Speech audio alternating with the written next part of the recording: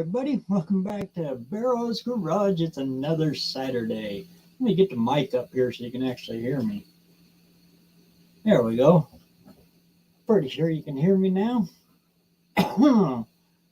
So, what's everybody been working on this week?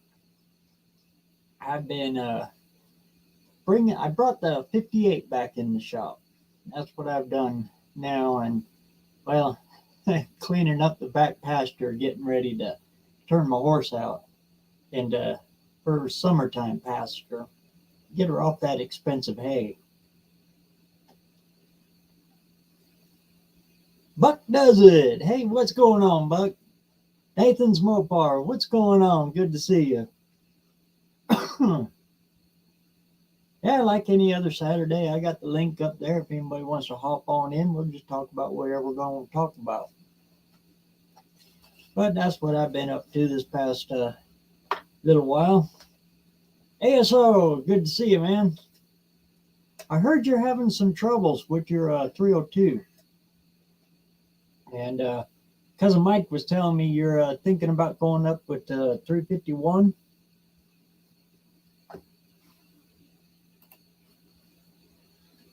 ASO, Auto Salvage Outlaws.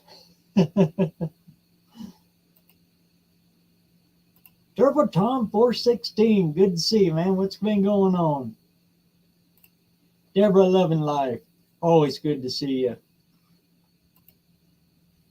Shannon Dickinson, hey there, first time viewing for me. How you doing? Pretty good, thanks for stopping in.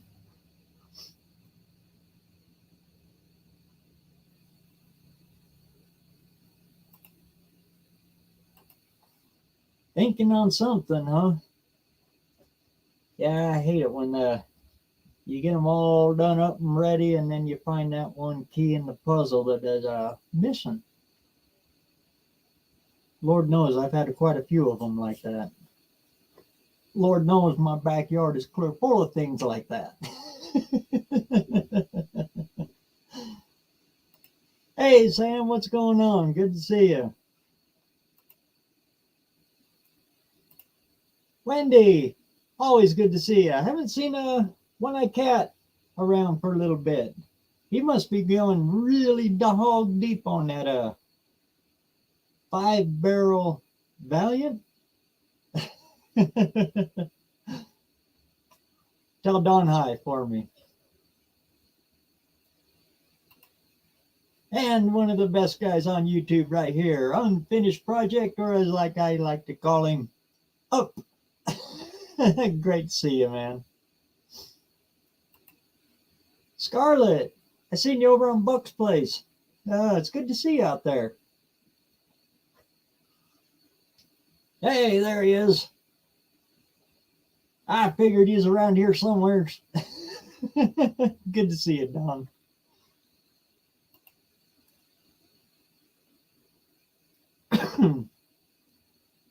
Yeah, for those of you that missed last week, yeah, the Dart I'm not going to be doing.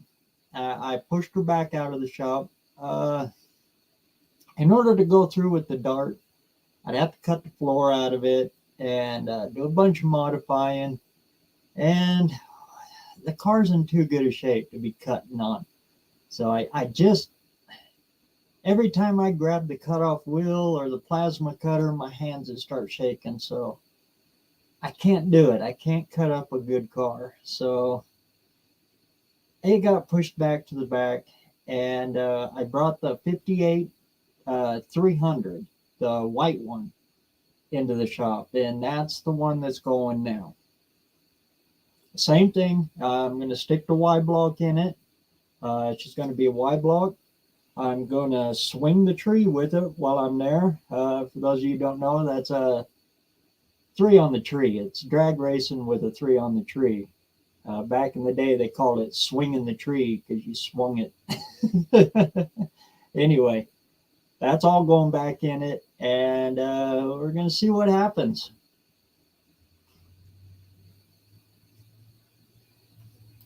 Twisted Mopar, good to see you, man.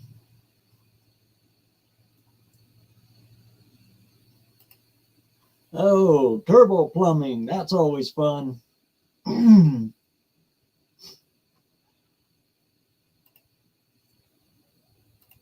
Hey, old man in the shop. Built not bought. Good, good golly, I love that name. Good to see you, man.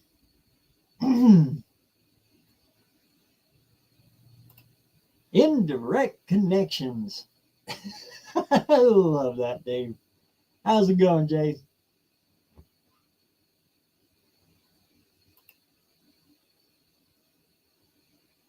And Colleen. Whoops. There you are. That dang mouse is a little slow.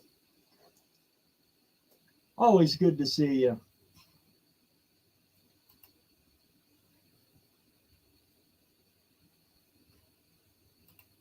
Robbie, always good to see you, man.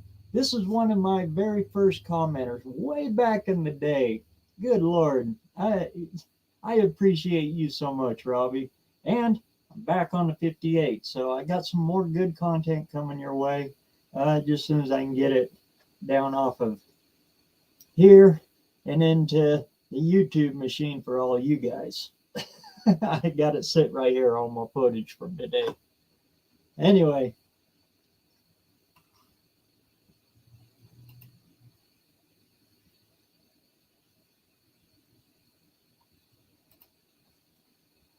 that's what has taken me so long, trying to get these twins to fit without hacking up the cutlass too much. Yeah. Like I was saying on Bucks Live just a little bit ago, uh, for you guys that don't know me, I am a true diehard rat rodder, and everybody around here knows me for that. They know my dad is that. We're customizers, rat rodders, hot rodders.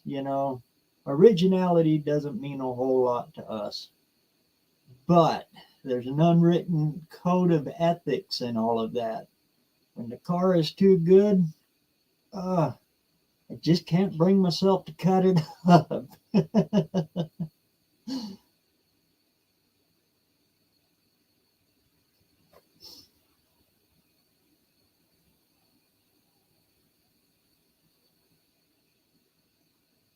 So yeah, I totally get that, Sam.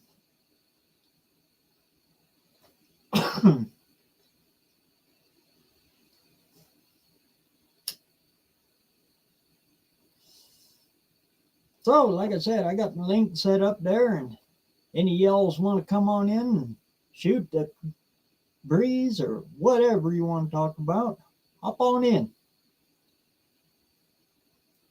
It's a quarter to midnight, anywhere and everywhere, or 15 minutes to lunchtime.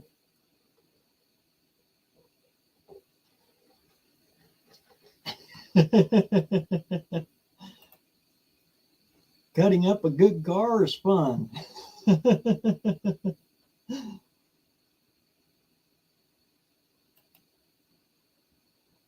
Yeah, people they kind of laugh at the kind of cars that I look for. I actually look for cars that are.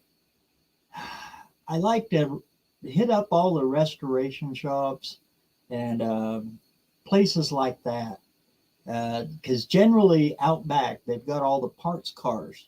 The ones that they've already cut all the good stuff out of them, and they're pretty well stripped down to nothing. And or they're ones that people have brought in to have them, restored, and the restoration guy gives them the bad news on it that they are just too far gone to be restored, or what it would actually cost to get them restored, and they'll sell them on the cheap. Those are actually the cars I look for, because it doesn't matter what I do to it then. And big advice I got to all of you guys out there that are just getting into this stuff for the first time: those are the cars you want to look for, because no matter what you do to it, you can't hurt it because it's already hurt.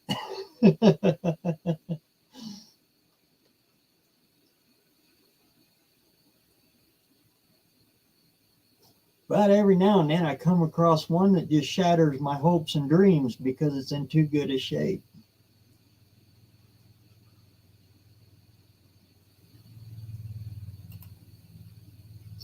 Yeah, hubby, that's the one. I noticed Dudes with Wrenches.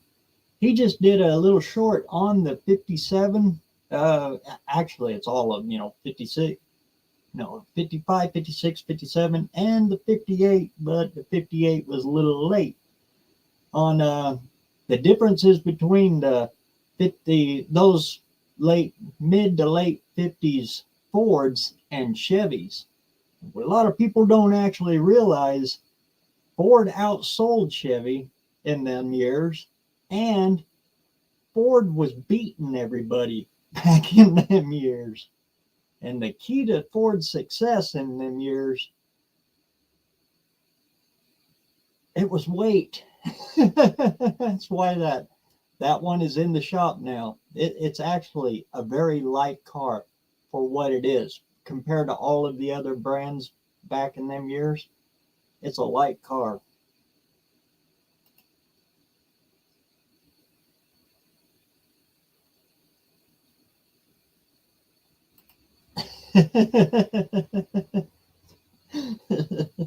And it takes a big man to put them back together.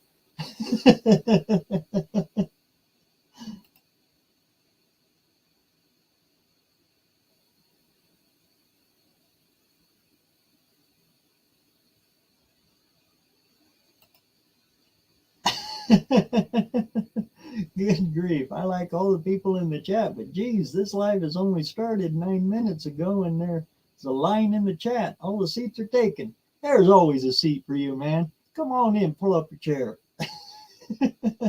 I left the dome light on for you. Good to see you, man.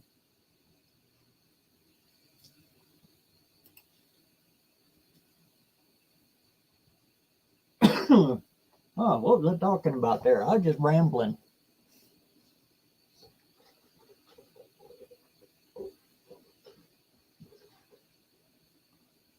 Yeah, back in them days, boy, Ford was just eating it up.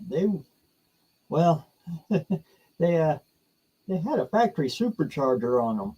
So yeah, very few things could stand up to the Ford as long as the Ford kept running.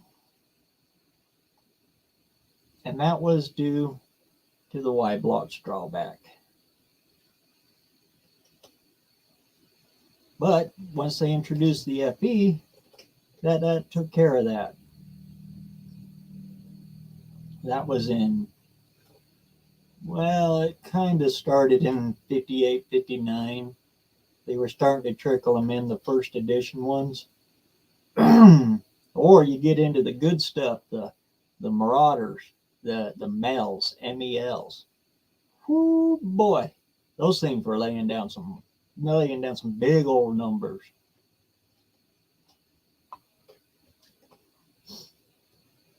The guy that owns the classic junkyard out here, if you're ever on Hams, HAMB, Honky Ass Motor Brothers or whatever that forum is called, and you ask about classic junkyards, every one of them forums, somebody will mention the Fort Hall junkyard in Idaho. Well, that's the guy I'm talking about. It's that junkyard. Anyway, old Walt, he was driving tanks in Korea when they were still shooting bullets back and forth. He's an old timer, and when he first got back, he was drag racing the Y blocks. He's a Ford guy, and he ran those for years.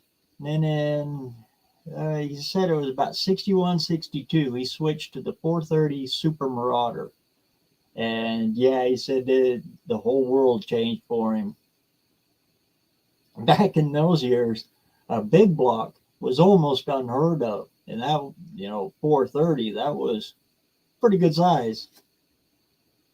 And if you take a 430 MEL apart and look at it, especially a cross section of them, and you put a 426 max wedge right next to it and then cut it in half and look at them, they're almost identical. I'll bet you the guy that designed that for Ford got offered more money from Walter Chrysler. I don't know. I'm just making that up off the top of my head, but they are very, very similar. They're a max wedge design, both of them are.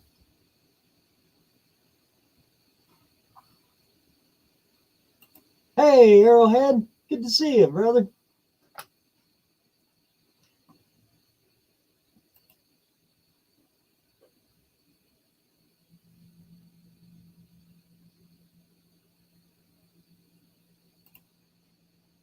I hear you, man. It's had 27 years to grow on you, and yeah, it's hard to kill them after all that.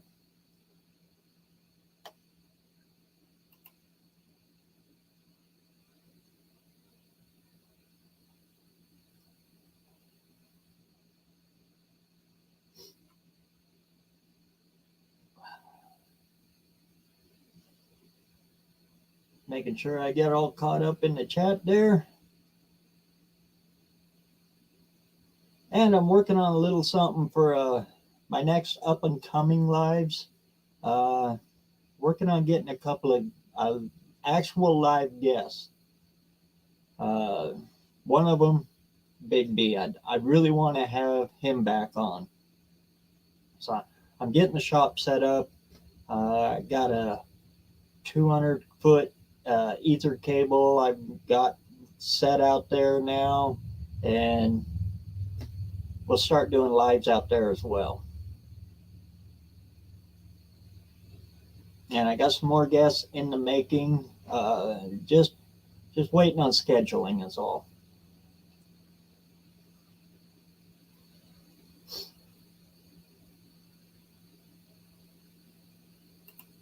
Hey, Tony, what's been going on? That was sure a good talk we had last week, man.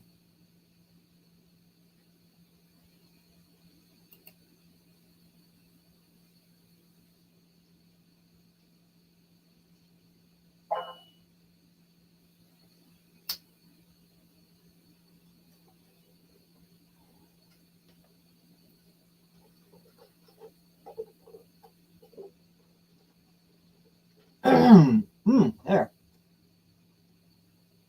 Well, yeah, like I said, I got the link up there. Come on, hop on in. Anybody wants to get this stuff shot? Well, yeah, we'll just talk about whatever.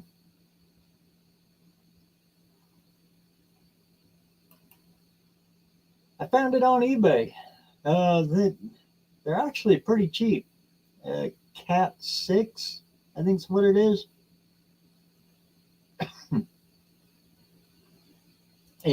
It's the flat one though.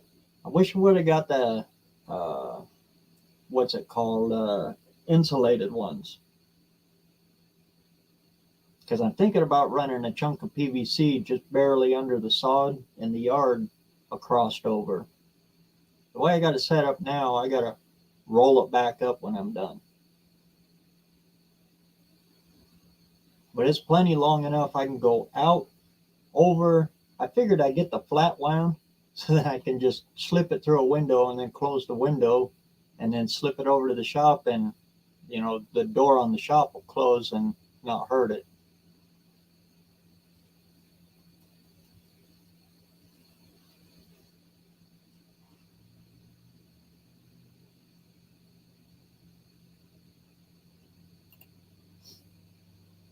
Yeah, I hear you. I have swept the shop floor about 6 times today. Holy cow. First thing I do when I bring a car in, I learned this from my dad. And customers really liked it. And Dad liked it too because it works. You bring them in, yeah, back in the day it was in the pit. You go under the pit and you take the air hose and you just blow off everything. Just go crazy. Just blow out everything, stick it in the frame and blow it out and anywhere, especially in the places where you're working. Well, me and the young guy, the kid, the shop rat, That was usually my job because it was dirty, nasty, and gross. I'd get in there and blow out all the dirt and clean it all up. So that way, when he's under there working, nothing falls in your eyeballs. It's just a habit that's always stuck with me now that when I bring a car in, I try to clean off the bottom and keep it all clean. That way, when I pull everything off, I'm not fighting dirt in the eyeballs and rust in the eyeballs and stuff like that.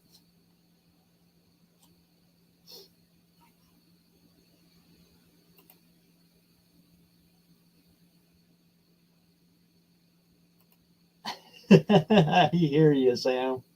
Uh, that's why I tell everybody that, if you're looking to get into this to do a hot rod and a custom, choose a car you don't really like. If you're a diehard Chevy guy, go find you an old Ford. If you're a diehard Chrysler guy, Mopar or no car, find you a Chevy.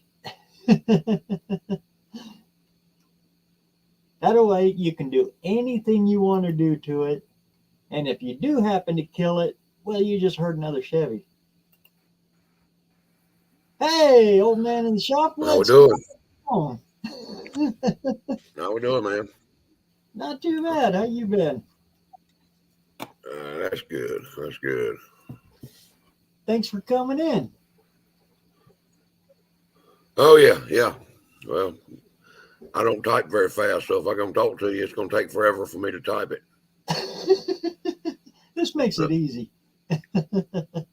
Yeah, it does. It does.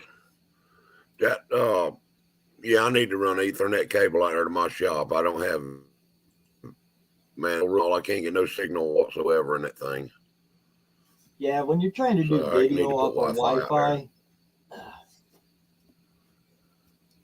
Hey, Buck. Yeah. Hey, Bob.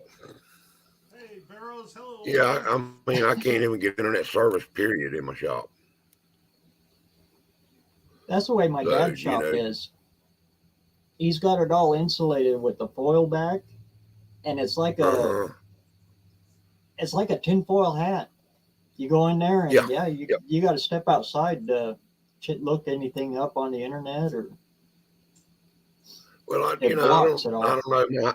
My house has got a metal roof on it and it's brick, and I guess the signal just don't go through it very well. Yeah. So trying to get signal to me, I mean, my phone don't even hardly work in the shop. And for pretty much everything, yeah, I hardwire in for everything anymore. It just speeds things up so much. Well, man, I wired houses for 35 years, and I'm not a wireless fan whatsoever. I'm just, that's why I'd much rather run a cable out there and just hardwire to it. That was my first running and driving car. It's actually the car that got me into doing this stuff. Really got the bug started in me was a Pinto.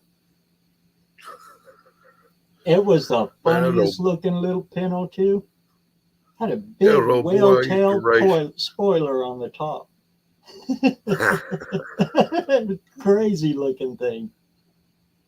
That was a old guy I used to race with, had a little Pinto wagon that was like a sedan delivery. The back, there weren't like glasses in it. Yeah, had the portholes in the very back. Yep. He had a little old 302 in that thing. That was a bad little hot rod. That's like strapping a good looking little car. That's like strapping an Apollo 11 rocket to a beer can. Yeah. I mean, it wasn't much of overstock. Had a little bit of camshaft in it, but other than that, pump gas, a 10-inch tire, and that thing was deadly consistent. And didn't break parts. So and if that's really the way to race. It's all affordable stuff. Yeah. Nothing exotic on it, just regular old factory stuff. Did it still have the 4-bolt But rear? The 4-bolt wheels with on the that, rear? Did it still have the 4-bolt wheels on the rear? The small rear? he had a 9-inch Ford under it. Oh, okay.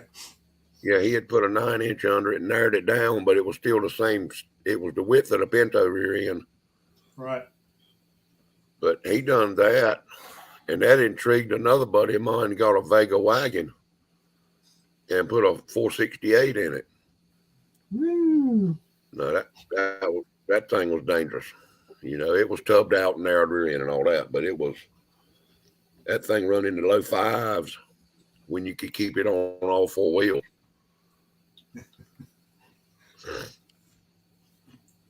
You know, Slow small block Ford. I know your dad.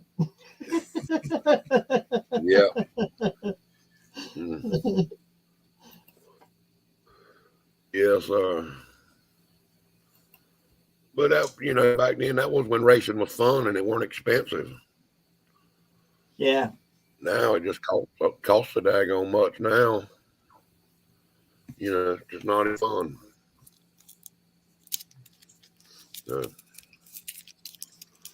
People don't, you chase speed for too long and it just sucks the fun right out of it. Yeah. It's fun to make Yeah. a slow car fast. Oh, Even yeah. if you're not faster than everybody else, just to make it faster than what it was is, oh Lord. Mm-hmm. Well, I think that's one reason I love to mess with them little S10s so much. Mm-hmm. You know, you take a S10 and put don't take a whole lot, a small V8 in it, and that little thing will be a handful. I wonder why not too many people have done that with the Dakotas. With the, what was it, 3.9? Yeah. It's basically a 318 with 2 cylinders chopped off of it. Mm-hmm. That was a 3.9.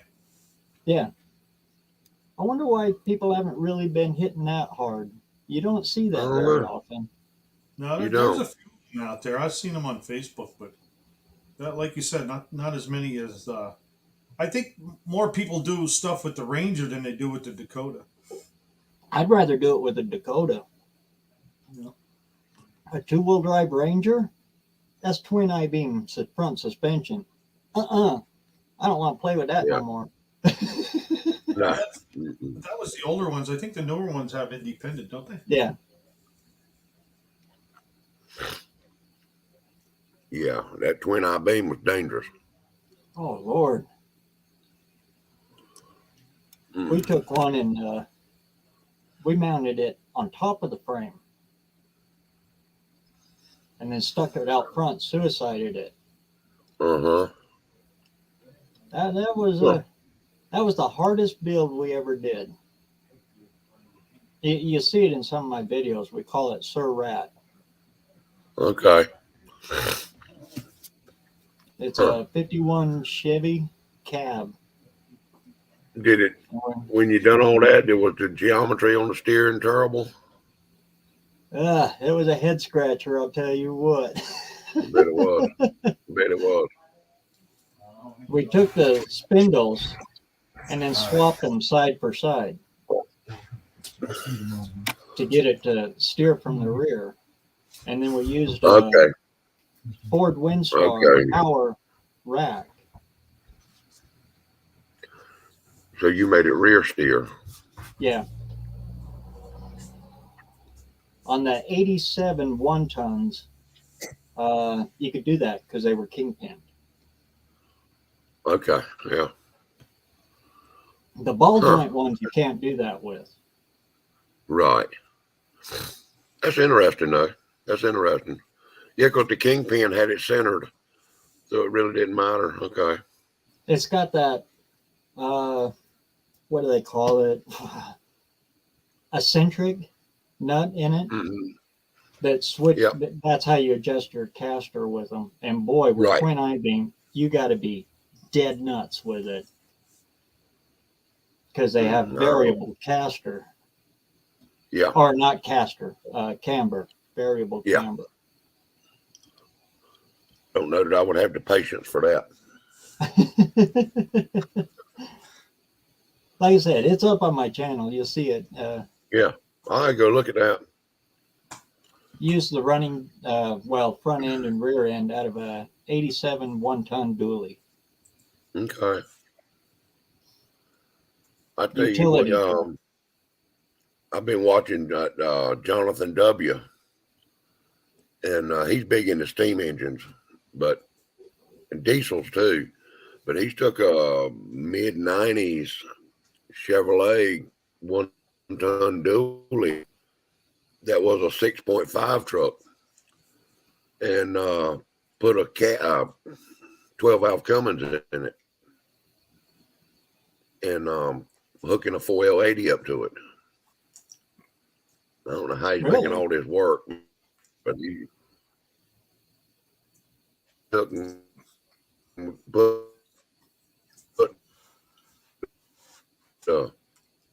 Oh, sounds like you're cutting out there a little bit. Hey, speak of the devil, and there he is. Dad showed up. Yeah, I think we got some bad storms coming, so I may be losing signal. Hey, But yeah, that Terry, Jonathan what's going W. Now on? he's an engineer. Hey, Terry. Jonathan W. Isn't he the guy that does that big machinery stuff?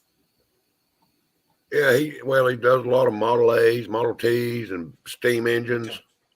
Steam engine, yeah, I seen him do a steam engine. Yeah, yeah, that thing. He's hooked on steam engines now. But I'd like doing to get that, back into that. And them things, I never knew nothing about them until I started watching him do it. But their steam engines are really torque monsters. Oh, they got endless torque. Yeah, yeah. I mean, most of them didn't even have a transmission. The more throttle you gave it, the more you went. Yep. As long as you could keep steam coming to it, it would keep making more power. Hey! Yep, they're interesting. Hey, what's going on, guys? What's going on, Slow SBF? Hello, Mickey. How you doing, BareRose? What's going on, guys? How's everybody? Hey, man. Great to see you, man. Oh, man. I hope you guys are doing well. So tuning in, I just, a lot of the times you guys are on live, I'm closing my store. And, I just like to support you guys as much as possible. You guys are all fantastic. Thanks, man. Right back at you, too. Yeah, we got a couple little things we're working on, but I heard you guys talking about a small block Ford Pinto. I had to jump in the chat. Oh, there you go. Yeah, I knew you were coming in there. Yeah, I like them. They're fun. Those little 302s, they don't take much to run. They're cheap. I bought a whole engine from intake to oil pan for like $250. I mean, you can't beat it. I beat the snot out of them. And they're almost like a small block Chevy. Yeah. Price-wise, it seemed like you can open up a catalog and order anything you want for a 302. Yeah. And the prices are almost Chevy prices. Yeah, I mean, those small block, they run, and a lot of people, the little things that I'm doing on my channel is trying to show people that you really don't need, a whole lot of high dollar parts to have fun. That's what it's all about. And drag racing is fun if you make it fun, but restoring cars, that's something I want to do when I get a little bit older and have a little bit more pocket change. Cause you guys are rich. I've been watching you guys. Yeah. Yeah. If Every time I see your video, signs, oh yeah, I'm Elon Musk. Hey, listen, it builds character, man. It builds character. You cars are nice, man. You guys do some fantastic work. Oh, I see Terry's in here. Oh, man, Pop's is gonna curse me out, guys. Uh-oh. You busted. Yeah. For everybody that doesn't know, me and Terry, Terry's like my second dad. I grew up with him since I was, young, like real young. He's taught me everything I know, so I owe a lot of credit to him. But I watch you guys do like little body work stuff and making, body panels and like little restoration stuff and stuff that I really didn't care about when I was younger because I was just out there. I just wanted to drive, But yeah, we appreciate everything you guys do. Seriously, you know, you guys bring a Well, lot we of make them knowledge. because we can't afford to buy them. Where's Paul? Oh no, you guys are good people though. As soon as I get 2 nickels to rub together, I find another Ford. Hey, oh man.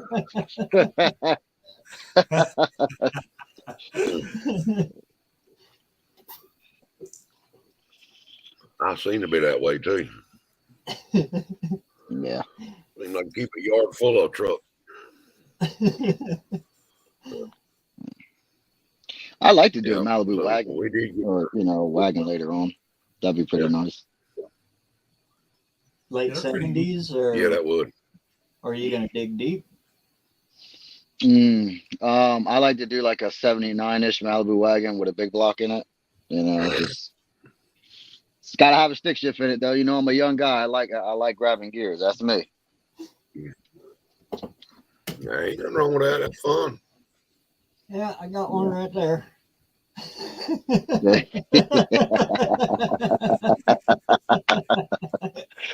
Yeah.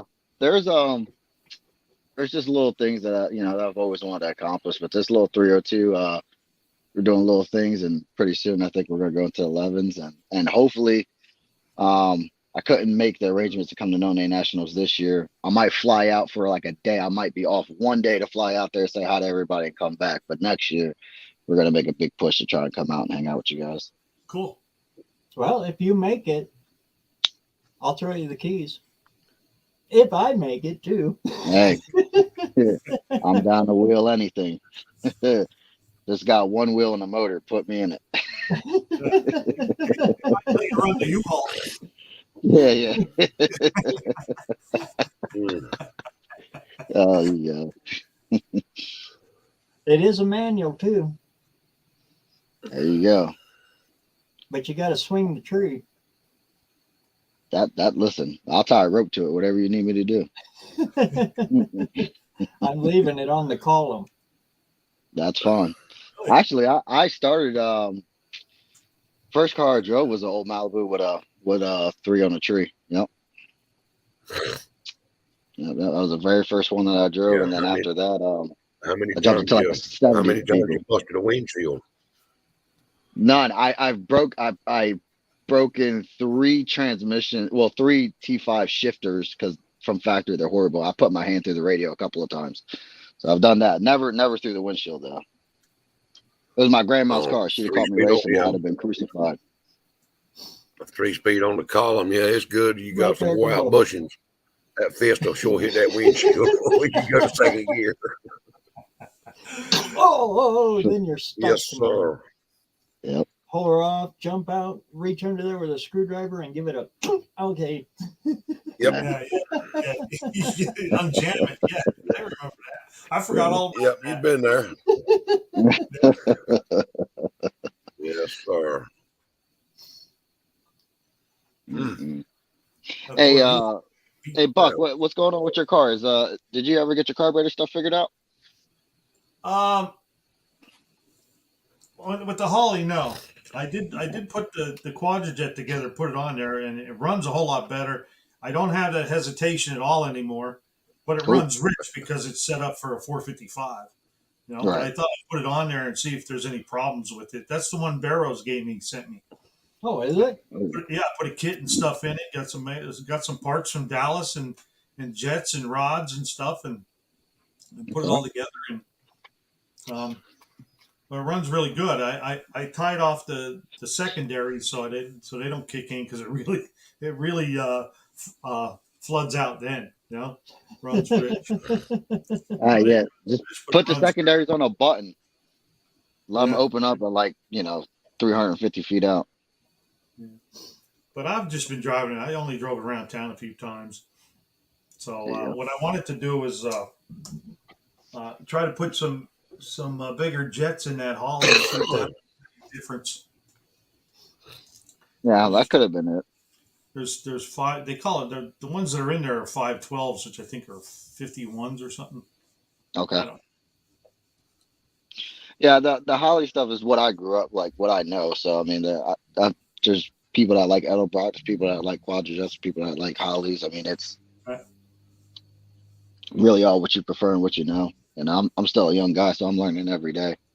You know, I pulled one out of the box. I went and helped a buddy out and pull one out of the box and didn't go, you know, listen to myself because usually I pull them apart. But the accelerator pump, there's a little diaphragm that wasn't pushed in all the way, and the front squirters weren't squirting at all, and chasing my tail. And finally, I took it apart and found out that that little diaphragm was crooked, and that was the reason why I wasn't getting the main pump shot. And you know, little things like that, you know, picked up Yeah. just by messing with them. So. That's that little orange diaphragm you're talking about. Yeah, there's a rubber. Some people even take them out, right? But there's like a little diaphragm that sticks up in there, and you know, BareRose, the Holly carp. Yeah. They don't do good up here. That, What's they that? got The too many Holly? steep hills, and you know you're constantly going up Yeah. or down, and the hollies just don't like that. Nah. Yeah. And I mean, there's people that I know that make them work where they can cruise around in it, but I don't drive mine. You know, I got 2 young kids. Those I work 50 off-road hours. I kits, race it. Yeah. they help, but nothing beats the side bowls Yeah. style. That and you know that's driving stuff. Yeah. Now the people that Really stay in is. the valley here, yeah, they don't have any problems at all with the hollies. It's just when you're tipping them up and tipping them down. Yeah. Yeah. I mean, But they're getting I'll probably be expensive to around. build. Holy cow, those parts on stuff on a holly. Whew. Yeah, they used to be dirt cheap, but Yeah, now they I bought ain't. my 650 brawler for 710 complete. You know, put together straight from Holly itself. So yeah, they're expensive. You know, I mean, I went from like a 90s fossil with no air bleeds or anything like that. And just some real old stuff that I made work, and every bolt was heli coiled. I mean, I now finally got tired of messing with it. It's the The only ones radial. I've never really liked are the vacuum secondaries. I don't like them on anything. Mm-mm. No, them things are junk as far as I'm concerned. Lost Uh-oh. Mickey. We lost you. Yeah, well, Yeah, he hit the wrong button. yeah. You know how I sure know? glad that happened.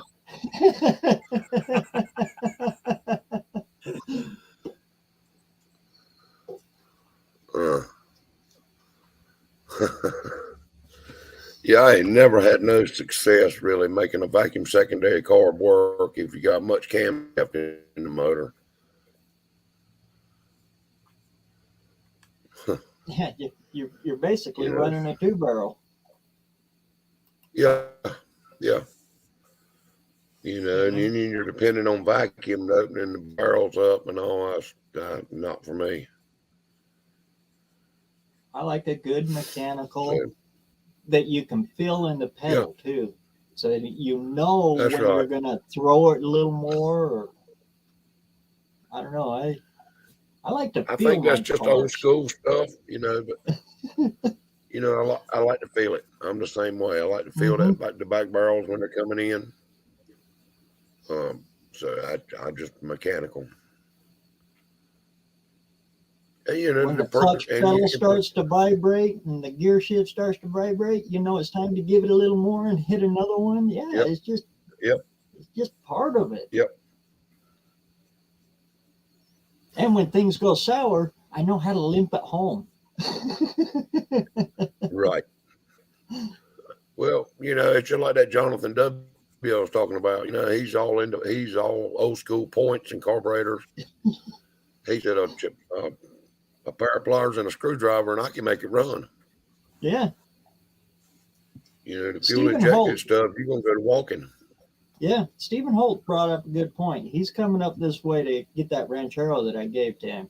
well, gave to his boys, and he just got a newer, I think it's a Dodge, that he was planning on using to haul all the way up here. But it's untested, and yeah, it's fuel injected to take that many miles on something you don't really know. He said if it was I'd be, old school carbureted distributor, jump yep, in and go. I'd be scared to death every bump I hit that was cutting Yep. off. You know. Mm-mm. Yeah, and they've got these Holly fuel injection, different systems, this self-learning and all kind of stuff. Well, it's self-learning, it can self-forget too. I just I don't know how to adjust fuel with a keypad, keyboard. Yep. But I guess my deal is, I got 10 or 12 Holly carburetors out there in the shop, so I'm going to be a long time before I get the fuel injection. I'm going to just use carburetors.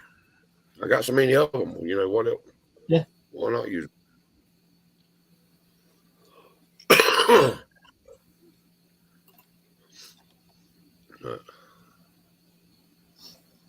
I'll tell you what, I am sold on the ABS too. I love that thing. I don't know nothing about it. Edelbrock did a real good job on bringing that back.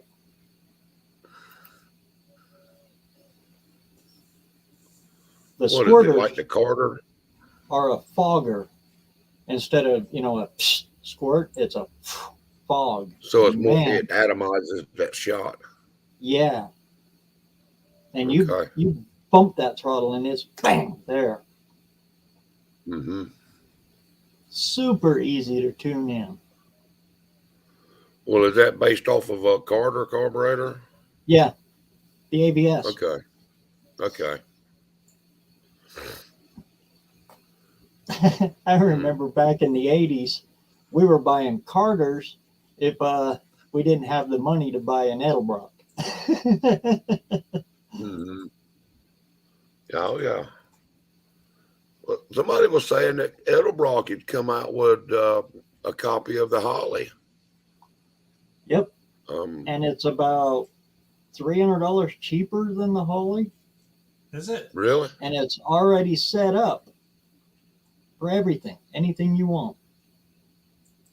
Okay. Well, I'm sure look into them. I mean, huh. Yeah, it's a 4150. Well, I guess copy. Holly is just really okay. Yeah. So I guess Holly's just really leaning toward the fuel injection only stuff. I mean, I don't Holly's know. kind of championed that way. They're still doing carburetors, but they're Yeah. leaning more towards the EFI and stuff like that. Well, I guess that's the way of the future, but I don't know. I'm just old school. It depends on the way you're going. I've always said that if I threw a power adder on it, going turbo and a blower, you go with that stuff and you got so much money in the bottom end. Yeah, I'll think about fuel injection then to keep my dollars back, in there. Yeah. I don't That's trust right. my tuning enough for that, for a carburetor on a massive power adder like that. Yeah. I'd be lost when it comes to something like that. I wouldn't know what to do. I watch that old Turbo John all the time. He's a race, 10.5 racer. Mm-hmm. And he's got a little small block Chevrolet 421, I think it is, and a Fox Body Mustang fuel injection. Yeah, he'll show you on the video, what his plan is, what his time and retard, and how much fuel's coming in, and how much boost, and this, that, and the other. He'll show you all that stuff. Then he'll go make a pass and come back and show you, well, I screwed up there. That didn't work. So You know, and he'll show you the pass and he'll show you what he needs to do from there. But the guy's a computer guru. You know, he just knows. And I'm totally lost watching him. You know, it's interesting, but I'm lost. You know, I just had to pull the spark plugs and look at them and see what it's done.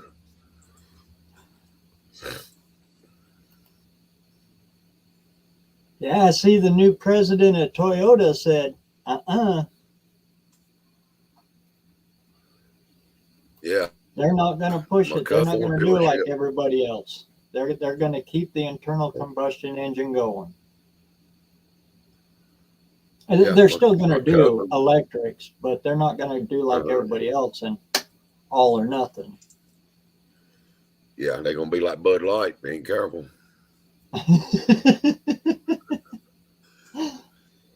And my cousin took his Ford truck to the dealership the other morning to get serviced. Now he walks out there in the showroom looking, and they had a Ford pickup sitting in there that was $98,000. He said, "What in the hell?" And it's an electric Ford pickup.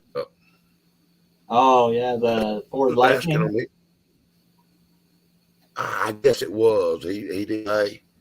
So he said he asked the salesperson there. I said, "Well, how long did the battery last?" She said, "Well, that depends on how much you drive it, how many times you And what you're recharge it, doing. you know, yeah, and what you're doing with it, you know." So said, "Well, how much does it cost to replace the batteries?" Oh. Said, "You don't replace the batteries. They total the truck out." Yep, because They it's do more what? than what the truck's worth. Yeah.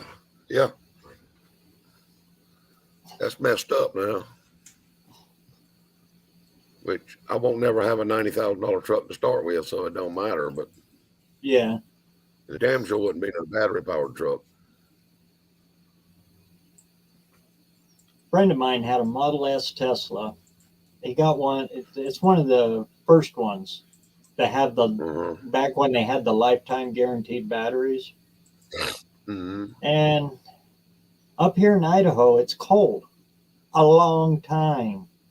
Running the heater in that thing while you're driving with the windshield wipers going, you know, the defrost going and stuff. Yeah, it cut his range down to next to nothing. Well, I ain't even thought about that, but I reckon so. Electric heat, electric wiper, everything's electric. You turn the AC on, Huh. yeah, you better have your phone right there with the next charging station. Well, I wonder what it costs to charge them up, you know, at them stations. And it depends on You where know, is you're it at equal for to a that. tank of gas? Yeah. Hey, there's Don. Well, I'm wondering, It's it cost less, you. D-Don. but you could be there an hour. Whereas, you know, gas, you're there for what? A couple minutes? 10 minutes. Yeah. I mean, I filled my Z71 up today with $80. You know, so it cost that to fill up that damn recharge that Tesla. You It know, is and cheaper. can they go the same amount of miles I can go? I No. don't know. How long does it take to charge? Yeah, that's the big one. It could take you an hour. Yeah. If Yeah. I'm on a road trip, you think I want to charge my shit for an hour? And if you fast charge I them, mean, you only get like 25% of your range if you do the fast charge. see, I'm not seeing no wins here. Where's the wins at? And if you It do sounds too like a many lose to fast me everywhere you charges, go. then it kills the battery. Yeah. Now, Yeah, I mean, you can't battery- boil the batteries but so many times. Right. A battery needs a good soaking. So you need to slow charge that. You know? Mhm. Mm-hmm. Last any longer. But then, you know, I look at the danger part of it because when you get a battery fire, you can't stop it. Yeah, it Those goes. electrons got to flow until that thing's dead. You ain't stopping it. You're not going to put foam on it and all that other stuff. It's electrical. It's going to go. It's going to go till it burns out. And, you know, and how many of the fire departments are actually geared up to handle something like that? Yeah. You know, Talking Our fire department about- here had to go through special training on hybrids because Yep. those things are deadly. You cut that main Yeah. line with the jaws of life, yeah, it'll kill you. Yep. DC amperage is Yeah, I mean, yeah. I think the electric stuff is a good idea. You know, the electric stuff is probably a good idea, but I just think we're not ready for it. No, I like the Yeah, concept of I it. don't- But Me it's, too. It's, Yeah. not, it's not for every day. And I have I mean, I like noticed the that idea the of a new hydrogen ones that are car. coming out, they've got a grill. It's a fake grill, but at least it's got a grill. Some of these ones that they're putting out, they look like, they look like something made in communist Russia back in the 50s. It's like you know, a just, football on wheels. Yeah, there's no look to it. They have no style, and there's no nothing. no character. And the grill is the whole thing to a car. That's its whole personality. That's right. Yeah, see my grill? Yeah, I don't get it. I got chrome.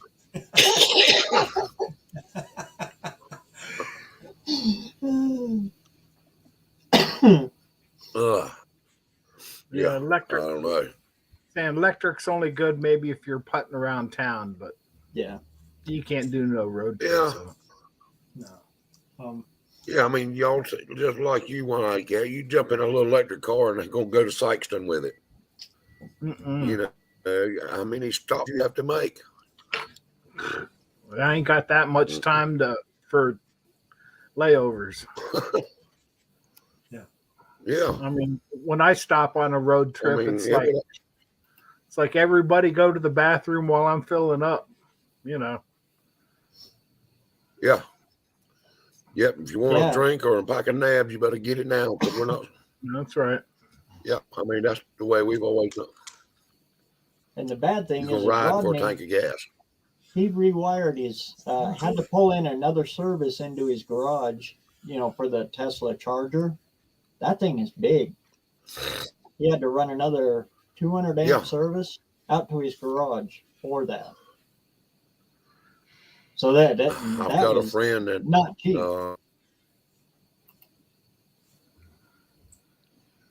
a friend of mine wires up his charging stations. He's in Raleigh, which is a pretty big city. He does 3 to 4 of those a week, and he said it's about $2,500 every time he wires one up. And that's, he said, but these people are buying them. Yeah, sure as hell ain't He's going to putting do them it in. yourself. Not with that kind of Nah, voltage. I don't want to mess with them. No, I don't even like doing household electric, let alone. 220 makes Well, my toes curl. I've done it for 30 years, so it That's as high as I don't wanna bother me. But Saying Yeah. electric, if I can't see it, I ain't messing with it. That's the other thing. How do you measure it? How many times I left the house with a phone that's got 98%, and I get to the point where I'm going 10 minutes away, and I'm down to 10%. mm-hmm. I like a liquid. You can actually measure it. If nothing else, I can put a stick in, and okay, I've got that much left. Yeah. Oh wow. Mm. Check out White Trash Motorsports. Well, that's just like propane, Oh, I had it set. Oh, there we go.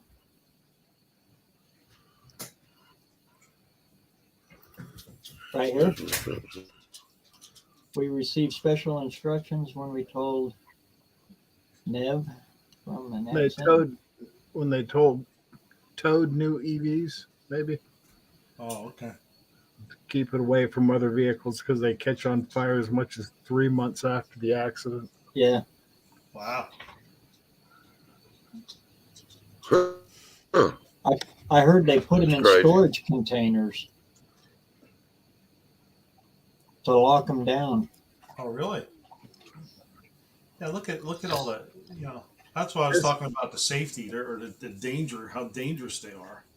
Just that makes me wonder, saying storage container, if you saying you close them up, will they still burn without oxygen, or will it stifle it, or will it? Well, they pack it full of foam, the fire foam too, and then they close the container up. Sounds a I know, lot but like a lot of work for a piece of junk. Yeah. But it's an electrical battery fire. It doesn't need oxygen. Or anything. Oxygen. That's electrical. Yeah. That Yeah, shit's it gonna don't need oxygen. that shit's gonna fire It's until coming it from burns heat. until it loses its juice, loses its charge. Yeah, I've seen some of them electric scooters catch up on the YouTube here. Yeah, that's pretty interesting. You know, just those little scooter bike things. I'd rather have a carburetor fire any day. Oh yeah. Pop the hood, Yeah. throw your You can coat throw over your it. shirt over that, cover it up, and cut it off, put it out. Kid's baby blanket. Yep.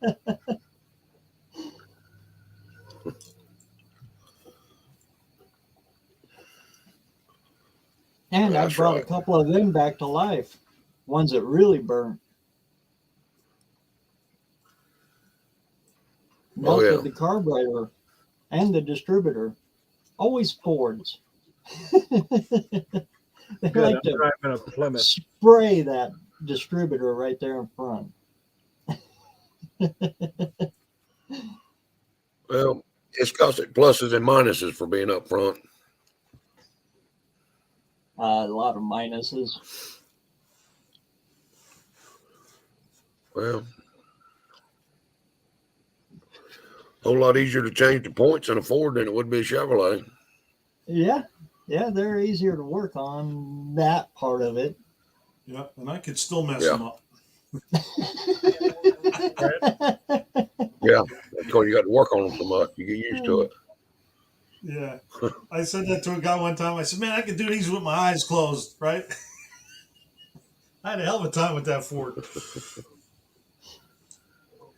Yeah, that's one of them times when he looks at you and says, "Okay, now this time open your eyes." Yeah. Oh yeah, I got razzed for a long time over that one. I should have kept my mouth shut. Yep.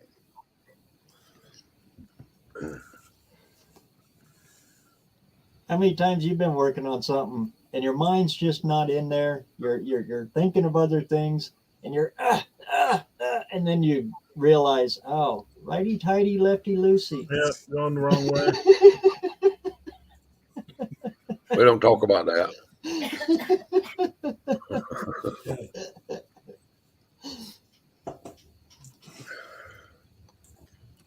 Mm.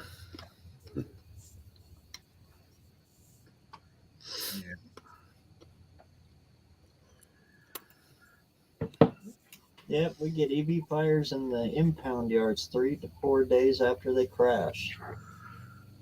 Well, you're not supposed to crash them. Oh, they crash themselves. Oh. Yourself driving, that's right.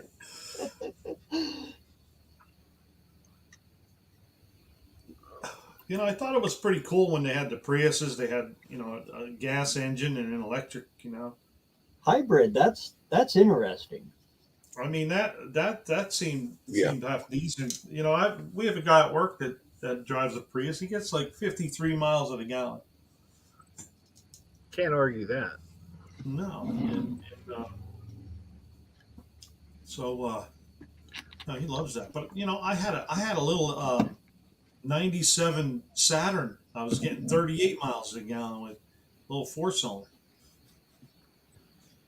At least with a hybrid, you can carry a 5-gallon can Right. of gas. Yeah. You always got a backup plan.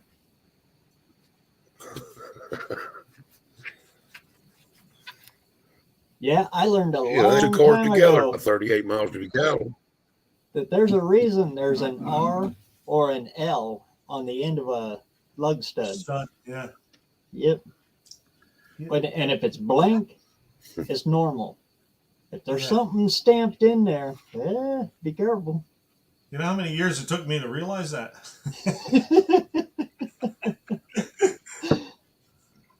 Yeah, Lauderdale 18-wheelers are that way. Yeah. Anything heavy equipment is that way. Mm-hmm.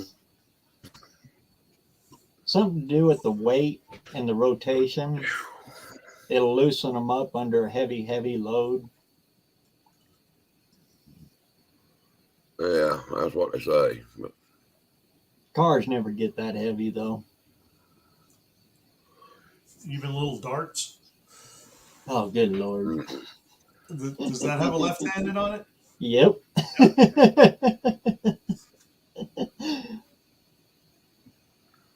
That reminds me, I gotta get new lug studs for my Valiant. You going all rights? They are all right, but You've already changed it. while the lugs nuts been on and off so many times, the threads are starting to get compromised. Lug nuts are starting to get compromised. That and I Get 'em got about half on and they. take a lug nut off and you got a thread sticking you in the palm of your hand. I had a brand new one do that. Speaking of which, yeah, I had a brand new one. Just went to the store and got it. It was probably an off-brand, but yeah, strip the threads right off it. Oh, we're going to Sikeston. I'm going to need some longer studs anyway. Now the studs have to protrude through the lug nut. And Dizzy traded me up, and I got a set of aluminum slots, so I'm going to need longer studs. Yeah, I just bought some myself. Same All with mine do that because I run the stock stock steel wheels. Dizzy hooked me up these aluminum slots, and man, do they look pretty. Yeah, I had to go to 15-inch wheels with my Skylark because of that rear I put in. It has the rear disc brakes, so the 14-inch wheels won't work. Oh, they didn't clear. So I found a set of S10 wheels, the aluminum ones. mm-hmm. So that's what I got, and they're a little thicker, so the studs aren't long enough. So I just ordered, just got those in and didn't get to do it yet. It makes me wonder when I get these longer studs, am I going to have to pull the axles to change the studs? Well, You I shouldn't was have just going to. to say that I lucked out because I don't have a backing plate now, and I have enough room behind the rotor to just to put it right through. That's what I think my problem's going to be. Yeah, you probably have to. That's it. I don't have to go up here to my tire shop. Put screw in studs in it or press it. What? Put press in or screw in? So you can send studs in or press in. So I'm pretty sure they're pressed in. press in. Oh yeah. I mean, you could change all that. You could tap them out and put screw in studs in. Either way. I mean, that's what I always do. If I change wheel studs, I'm putting screw in studs in or 5/8, either one. But, typically if you're going to do that, you're going to have the axles out of it anyway. Right. But The old EV1s. GM recalled all of them. running on the G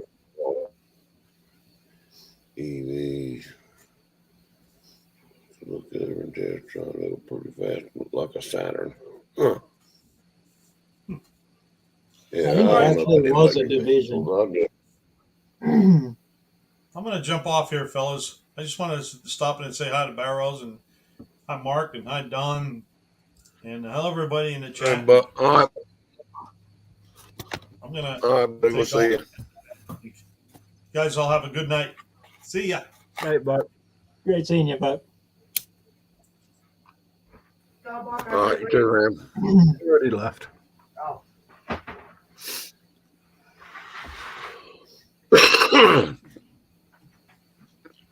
Yeah, Dizzy hooked me up to these aluminum slots. It's like, boy, they sure are pretty. Dang. They got G60s Oh on them. yeah. Bias plies is like it. They got a little bit of dry rot Wow. to them. It's like, maybe we'll run them until the sidewalls give out. You know. Shiny even. Yeah. The next day, I went and I got a jar of Mothers, and I was out on the back deck. It was about 80 degrees out. It was one that it turned summer for a couple days. You know, out there polishing them up. I always did like aluminum slots. Yeah, that's a aggravating mess to punch up though. And you can always make them shinier. I'm not crazy about them being a unilug.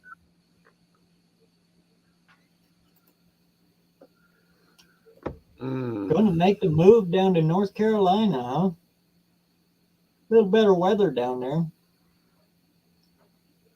Yep, that's where I'm at. Oh, is it? Yep. Yep, close to the what is it, Appalachians, Smokies. Oh no, they're shoot. Appalachians are 6 hours, 7 hours from me. I'm right on the coast. Oh, you're on the coast side. Yeah, I mean I can get in my truck in 5 minutes. I'm at a river, and shoot 10 minutes. I'm at the sound right onto the ocean in an hour. But yeah, we're right on the water.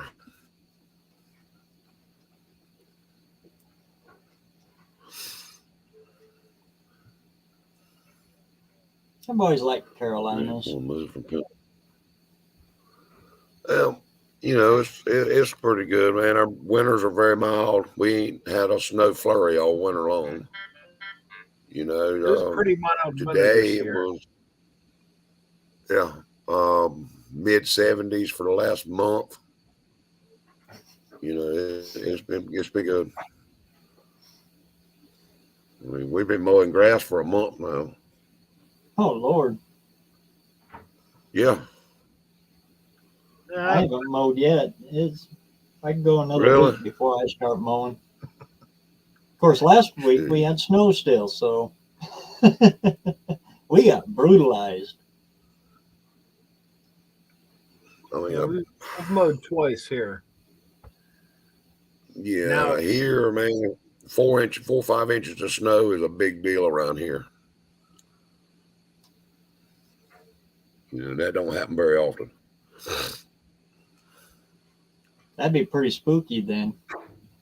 Everybody around there's never been on it, so woo. Yeah. Shut down everything. Oh yeah, it does, man. There's 4-wheelers and side by sides are up and down the highways everywhere, you know, and They're out there tearing it up. yeah, the law can't chase you because they ain't got nothing but a damn Charger to chase you with, so they can't do nothing. Cops out there doing the wrong kind of donuts. Yeah, that's right.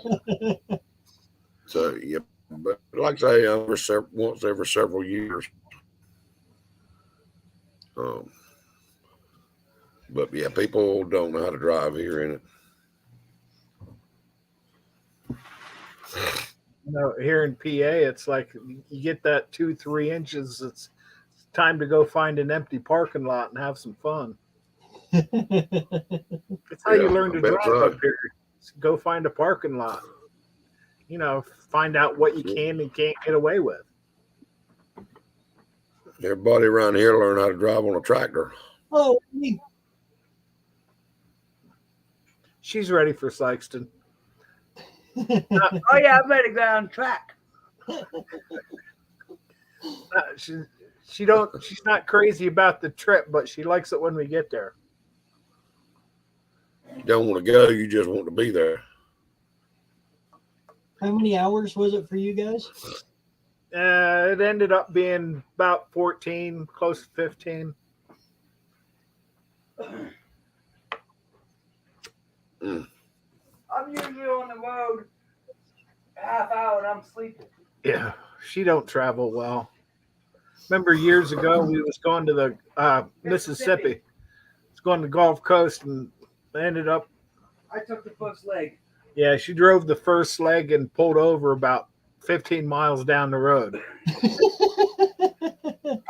Made it to the mall. Yeah, she made it as far as the mall down here. And I ended up And I was driving to the other end of Virginia before I pulled over. About 4 a.m, took a power nap till the sun come up, and then hit the road again. That was like an 18 That was 20 some that hour was, trip. I don't know, it's 1,200 miles. Even Sikeston almost 900. Hey, you got to give me credit. I stayed awake the whole time. Yeah, they had kids in the back. That's why. Oh, Sikeston, Yeah. because I kept you busy counting McDonald's orders. signs. Orchard signs. 38 of them. Yeah, Yeah, Told her- I think Sikeston. Yeah, I think Sikeston is a little over 900 miles for us. Something I can't remember exactly, but around 900 plus or minus. Yep. kind of worked out for us because we trained. went through. We hit Jason's on the way through. It was like getting right about dusk. He ordered pizza for us, and we was there for probably 45 minutes to an hour. So that changeover from daylight to dark, we was at Jason's. So once we hit the road, it was already dark.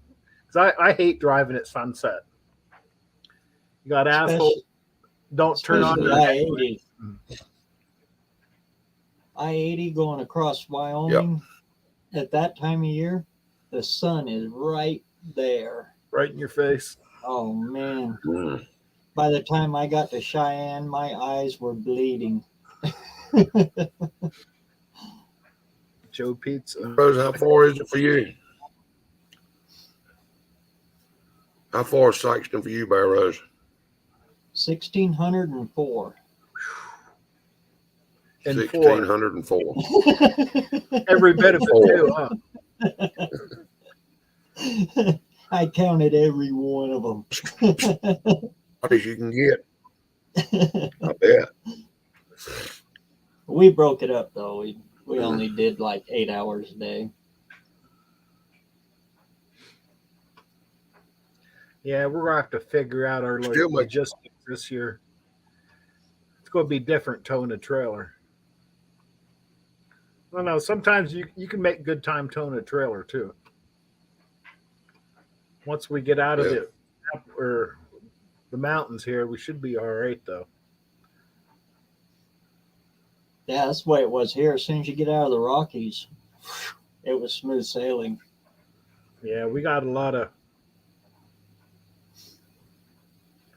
till we get to about Ohio and it starts leveling out fairly decent. Nope, one over in Idaho. But if I turn east and spit real hard, I can hit a Wyoming. If the wind's right. Yeah, I'm real close to the border, right up by Yellowstone. See, Rob's in the chat. It's like, hey, look what showed up in the mail today. Mm. I know what that is. Ball joint socket.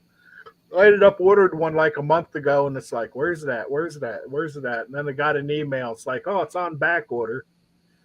And Rob's like, I got one in the toolbox I've used twice in 20 years. I'll just mail it to you. And he did. Twice. The post office boogered up the box so bad, I guess they couldn't read my address, so they sent it back to him, and he had to remail it. I got an email from the company that I had ordered one from. They're like, if you want to cancel the order, reply here. And I canceled the order and got an email today saying that it's en route. So I canceled my order and they're sending me one. So we're going to see how that goes. But I got Wolverine Garage. That's a cool name because Wolverine Canyon is just west of me.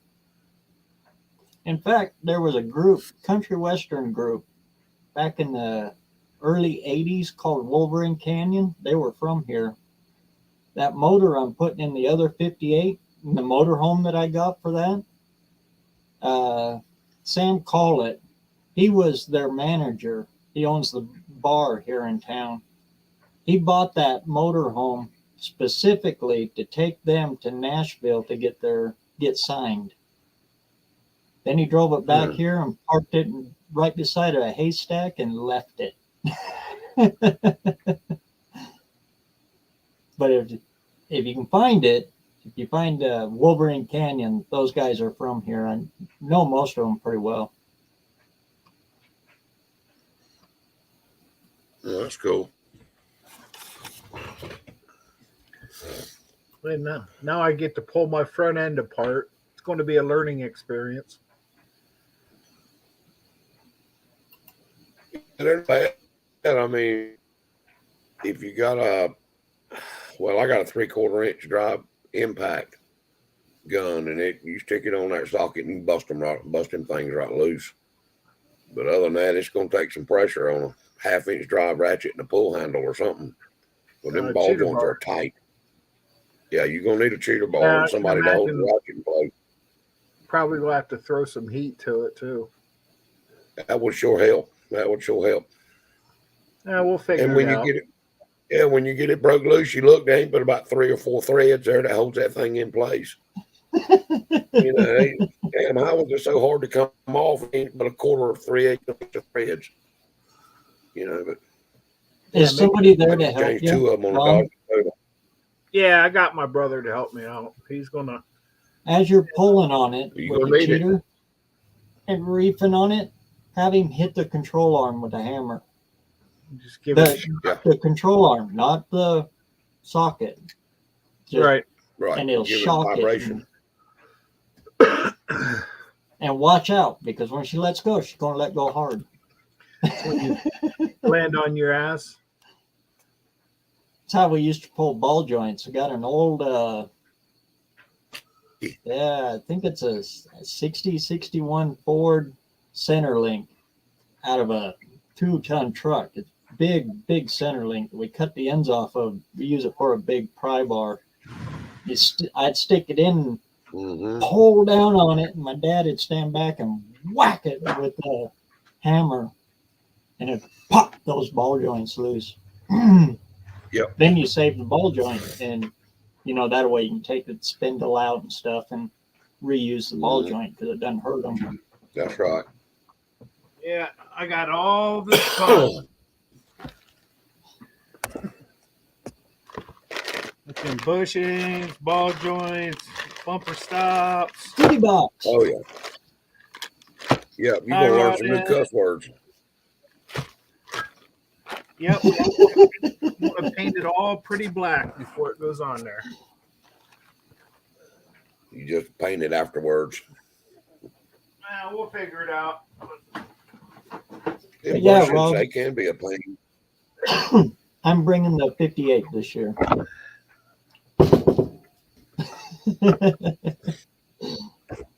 Yeah, some of them control arm bushings can be a bear to get in and out, but Yeah, that lower control arm, that's going to be. I don't know. Is there any tricks to getting a torsion ball?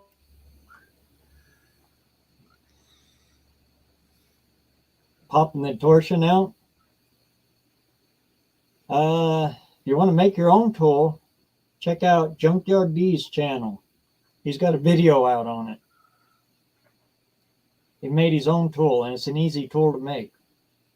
Is that like the angle iron he clamps over it? And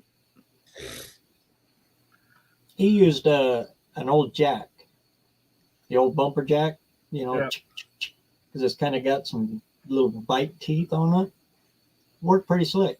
Well, I didn't know with pulling the ball joints apart if it would relax enough falling away, if it would take the tension off or not.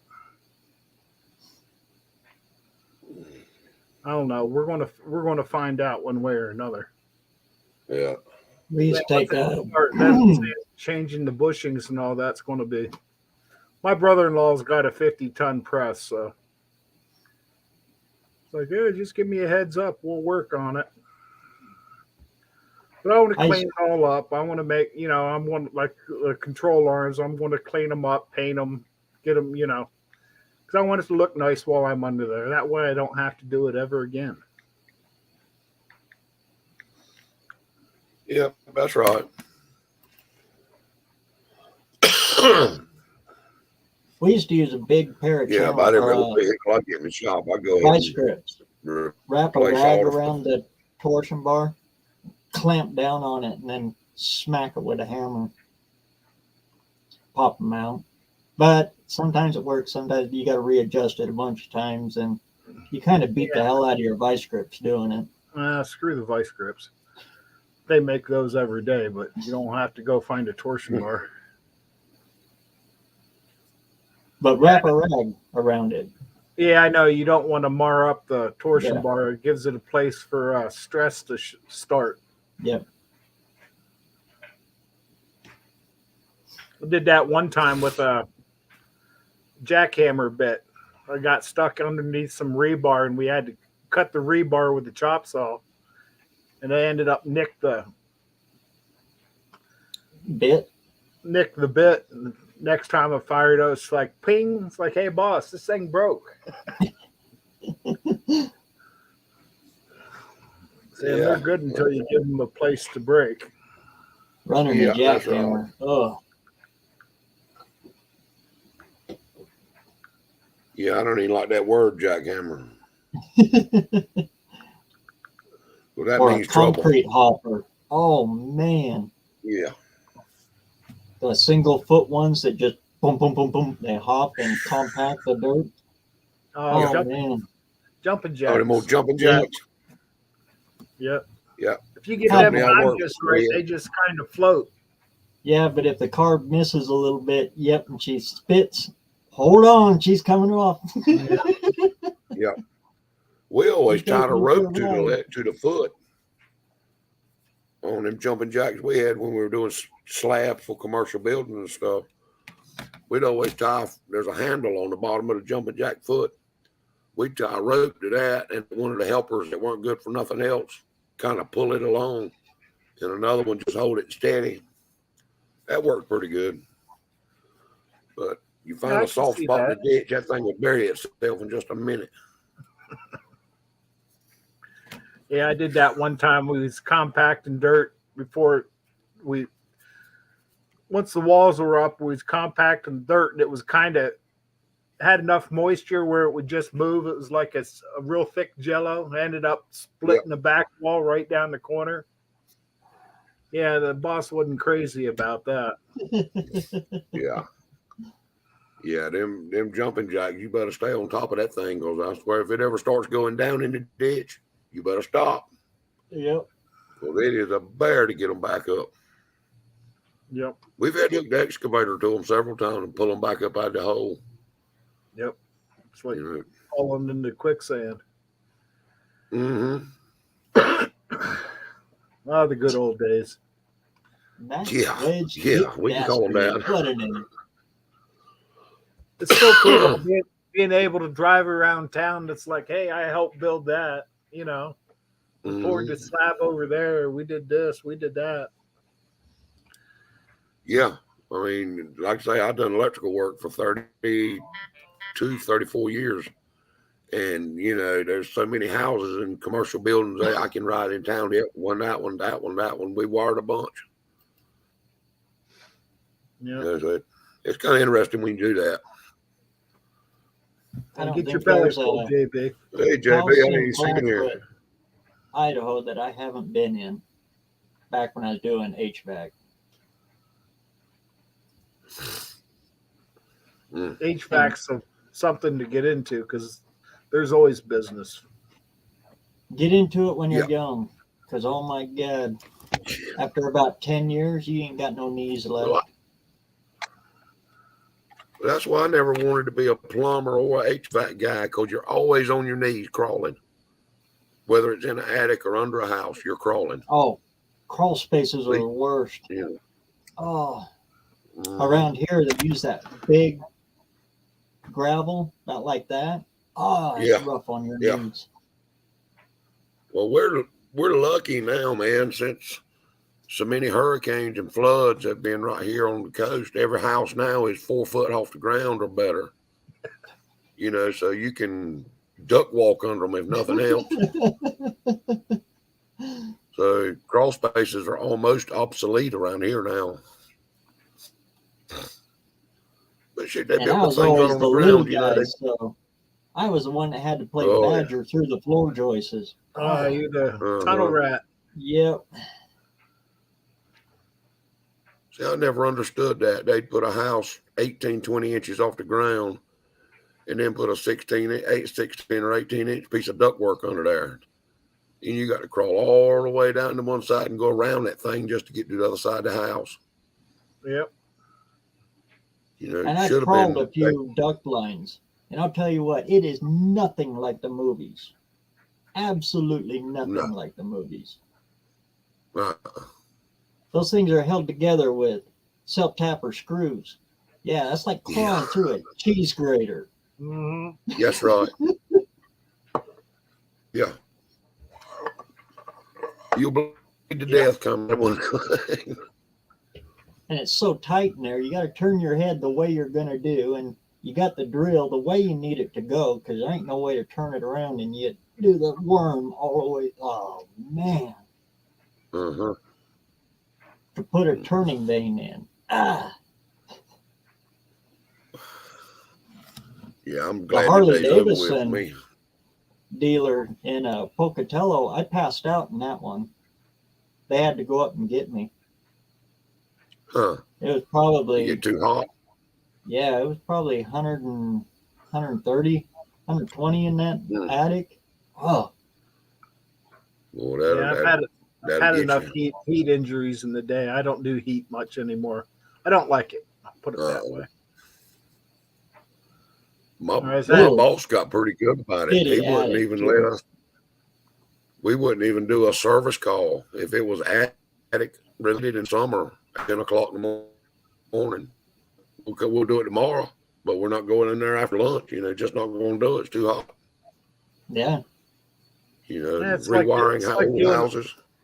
It's like doing a roof. It's like summertime.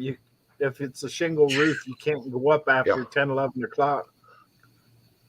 That's why you start at daylight. How them boys do it. I think that's why all roofers are drunks and drug addicts. It takes that to do it. I can't do it. No way. Nah. My back won't let me do it. Staying bent over like that, trying beating shingles or metal, whatever. I can't do it. Yeah, I did enough of that in my early days. Yeah. I did chimney repair. I could go on a roof and replace a few shingles, you know. But, yeah, I don't do ladders anymore. Yeah, I'll still. I was working for a construction guy, and I told him when he hired me, it's like I'm a ground guy, man. I don't do ladders at my own discretion, you know. Like up on a porch roof, no big deal. But getting up on that, it's like, nope. What do you need, boss? Oh man, doing gutters in Rawlins, Wyoming. In Rawlins, the wind is brutal bad. Doing those apartment complexes, they're 3 stories. The gutters on the side took 2 guys to hold the ladder. 1 guy to hold on the bottom. The other guy, which is me, because I was scared of heights, I'd crawl up halfway on the underside of the belt ladder and hang off of it while the other guy went up to do the install. That was just to hold the ladder down. The wind would come up and blow that ladder. Woo! I've seen that happen a time or two.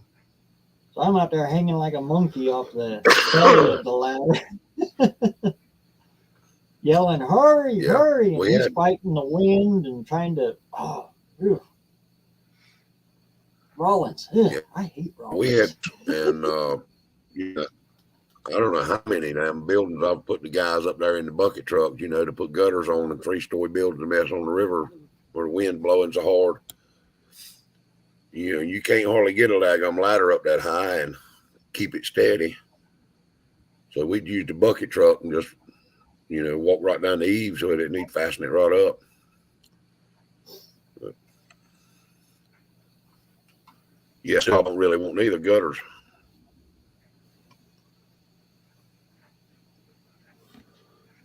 Gutters are getting tough. They got this seamless stuff now. It's like, how long? It's like, 48 feet.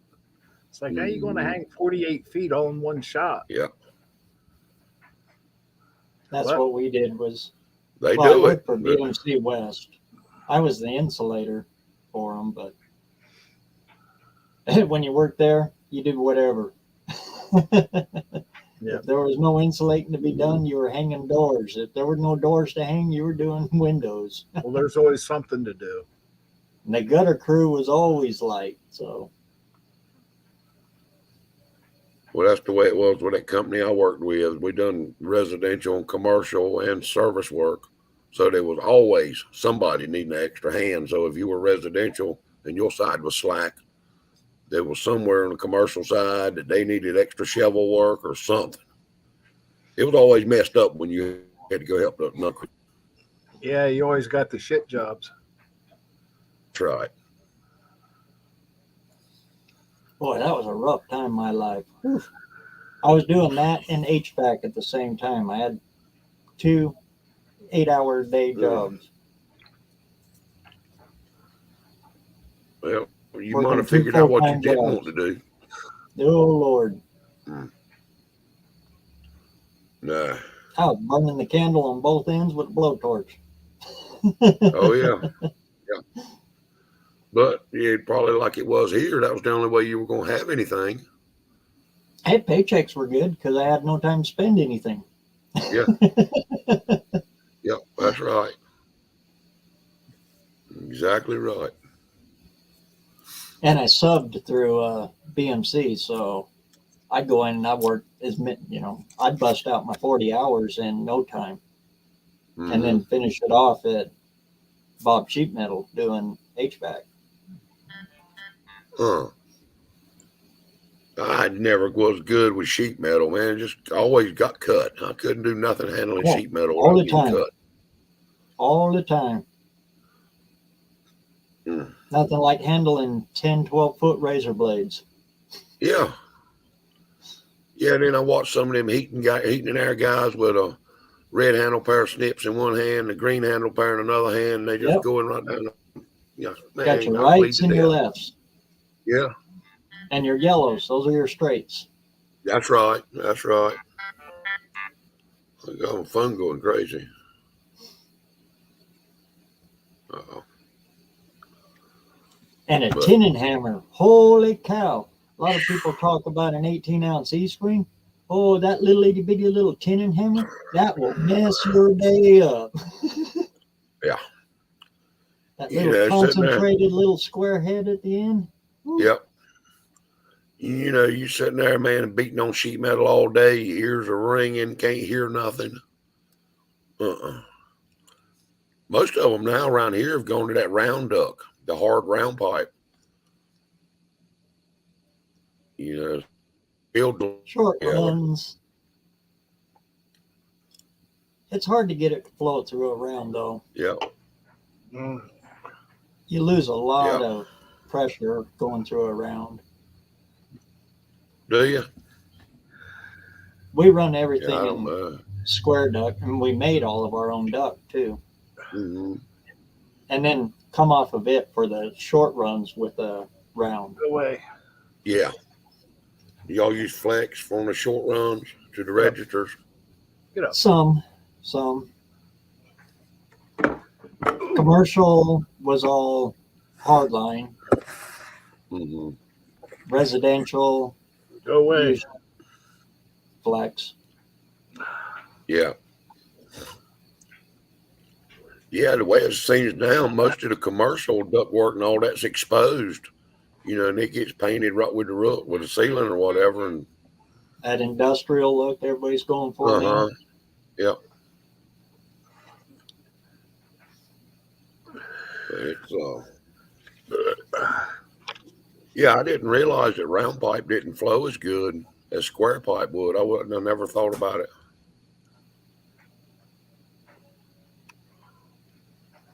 Getting air to move is kind of interesting. Yeah. Well, I guess it's a manifold and it has to pressure up Exactly. before it can Well, push out. Look at a Ford 460.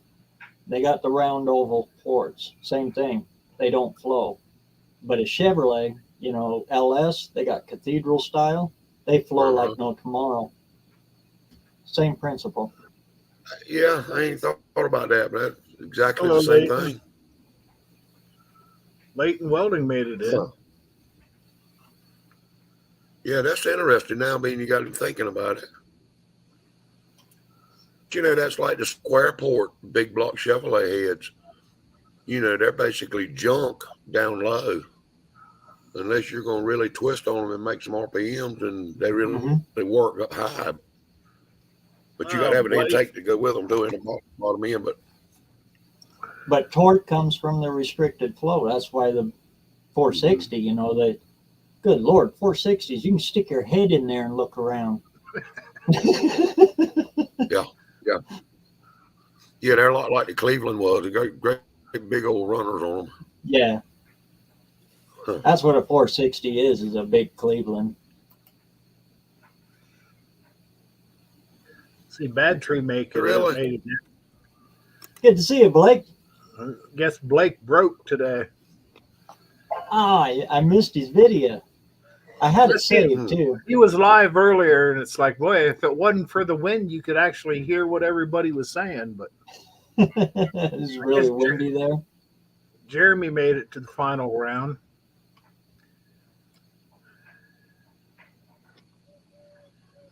Exactly. Lots of it too.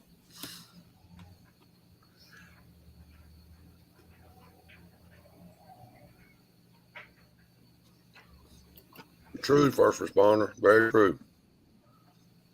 That's why it'll change characteristics as it warms up, cools down, all kinds of stuff. Yeah, it's really not as simple as you think it would be.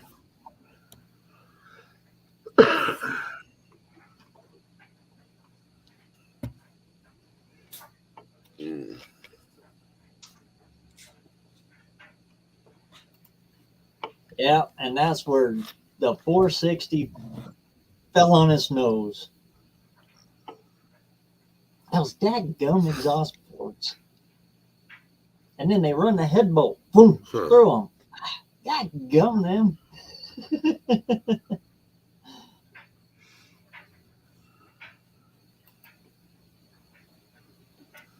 But if you want a good set of aftermarket ones, look towards the Dart and Trick Flows. Yeah, Trick Flows. They put big block Chevy exhaust ports on them. You got to run Chevy headers with your 460. They move them up and over a little bit. They got the head bolts out of them and all. Move them up and out of the way a little bit. I wonder why they're spending.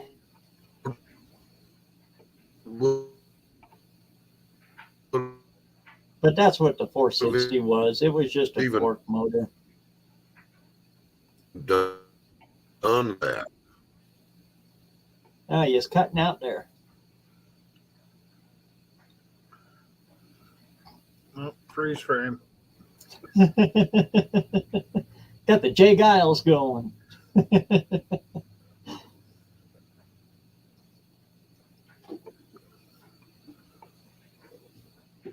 Uh-oh. He must be getting the weather. Never used a smoke machine, but I blew in them. Taking a drag off cigarette and blowed in them. Just to see. You'd be saying first responders at 995.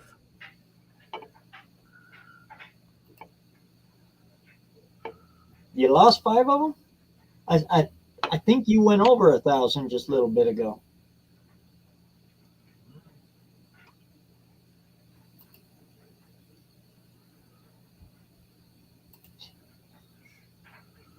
Yeah, it does that. It does that all the time. Even to this day, I lose a lot. But you get to a point where you're gaining so many that you don't notice the ones that you're losing so much that, are just dropping off. It happens. Just keep yourself up there. Yeah, I remember I was stuck at 440 about 3 times. I'd gain a couple, I'd lose a couple, gain a couple, lose a couple. It's like got kind of, I won't say upset, but because I'd get up in the morning over breakfast and coffee, I'd check my sub counts, and it's like I get to the point where I wouldn't even check it for a couple days. Then it's kind of like once you get over a hump, Mm-hmm. and then it they pick up again. That's all part of it. Yeah. Big thing is just don't let it get you down or anything. Yeah, it's a little disheartening at times, but they come back. It's almost like YouTube's keeping you in check. Yeah. Like they want to humble you a little bit. I heard from somewhere that it's actually YouTube protecting you. They pull them and then they scrub them to make sure that they're not a spam bot. One of those sexy dancing girl things or something, that's latched onto you. Then if it's a legit thing, then they put them back to you. But it takes time. Yeah, all I was worried about was my 500. I'm not looking to make no money on this stuff. I just want to go down the track in Sikeston and make it all the way to the other end. A couple times. But I'm getting all hyped up for it. It gives me motivation. Makes me wonder what my car's really capable of.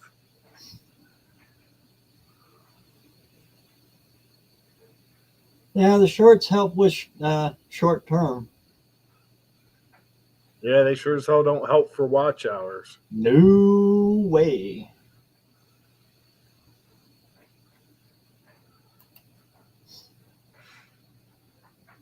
And the majority of the subs you get from shorts, unless you're doing short content, if you're just doing shorts, if you're doing it that way, then yeah, that's, it'll work for you. But if you're doing long form and you're looking for watch hours and all of that stuff, generally you only keep about 10% of the subs that you get from shorts. No, I got quite a few of my subs from shorts. But then, I was playing on the adorable puppies and the stupid cat shorts and this and that. Mm-hmm. You see a bunch of them, but I was throwing that like and subscribe. Or it's like I had one where my brother-in-law got a puppy, and he didn't want to get off the couch. He was afraid to jump off. And it's like, if you want to help please like and subscribe. I texted up there. You just playing on people's heartstrings. And it worked at the time, so it got me there. Saying I'm not looking to make no money. Now, if you're doing it for the money, 1,000, that's just the tiny little tip of the iceberg. Yeah, I'm not talented enough to make money off of this shit. It goes into all kinds of stuff then. Yeah, it gets complicated. Saying some people are naturals. It's like Bad Tree. They put out great videos, and some of them are half hour, 45 minutes. And it's engrossing enough that you want to stay and watch the whole thing.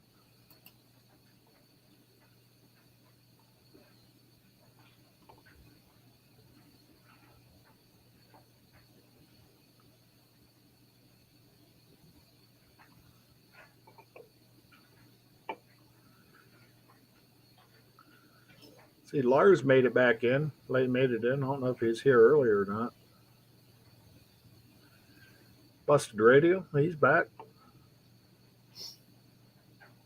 But if you can get it, I say go do it. No matter what it is. Because if you refuse the money, all that means is you're letting YouTube have all of it. That's right. Because no matter what, YouTube making money on it. Everything we do. Even if it's only a couple bucks, go get it. Yeah. It's like a piggy bank. it'll pay for 2 or 3 nuts and bolts, maybe one wheel stud. But it's one you didn't have to buy. So, All right. Now wheel studs. Now you got me thinking about shit I need. Let's say I'm going to go up here to my tire shop. I'm going to go up here and bug him. It's like, no, I ain't spending no money today. I just want to take up your time. But he's the one that knows what he's doing. So, he'll be able to hook me up on wheel studs. And I'm going to need lug nuts and washers for these aluminum slots. And I'm going to end up having to get the open end lug nuts. So,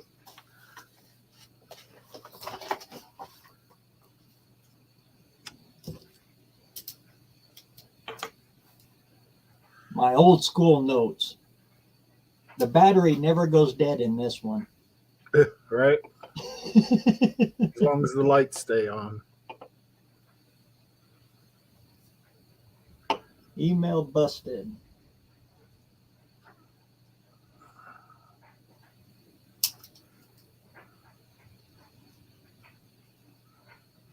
And BareRose busted note radials. Busted radials talking to you there in the chat.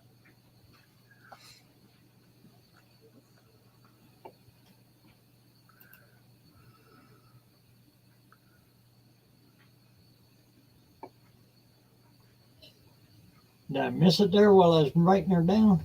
No, actually, he wrote it twice saying about email mail, send you something for the wall. Oh. Yeah, sure. I got your note, reminder note down so I won't forget. You keep a tablet handy, so keep a tablet handy. Exactly. Yeah, if I don't write shit down, I'll forget it. That's for sure. My other one's my Redneck Palm Pilot right here. But every time I wash my hands, I delete it. That's what I like about your clock on the wall, BareRose. When we come here, time stands still. That's it. Dougsters is on the hunt for non-unilug. Yeah, me too. I ended up Dizzy hooked me up with slots for the back, and they're unilug, which I'm not crazy about. But the ones for the front, I want to get aluminum slots for the front, but I don't want unilug for the front.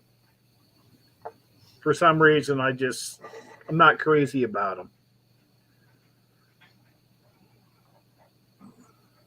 So I like the steel wheels because the hub supports the weight of the car on steel wheels, but the aluminum slots don't. So I'm afraid they're going to wobble.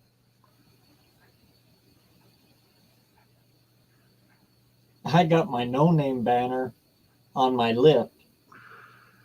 I don't have a stopper. Mine's an old lift, so it doesn't have the stopper cable. So if you're raising a car up, you got to watch it. Otherwise you'll crush it. So I got my no names banner up there. I figured that's a good place to, advertise and keep this thing going. And when I see the banner go, whoop, okay, yeah. I know to shut the lid up. Stop lifting. Upper limit. Yeah, Dougster, I've loved aluminum slots my whole life. Ever since I got a set way back in the day. Because you can polish them to glass if you want to. And that Mother's, boy, that works great. Yep. Mother's, and if you can find it, the old school Brasso works excellent.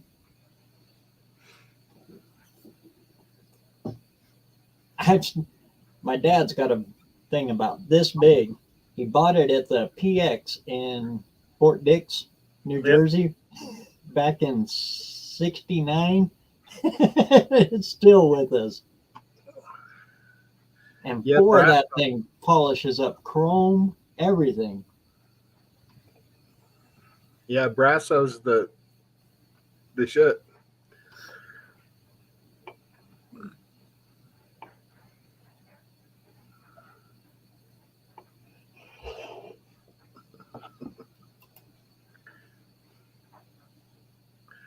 Yeah, That you took mean anything away. these Dougster?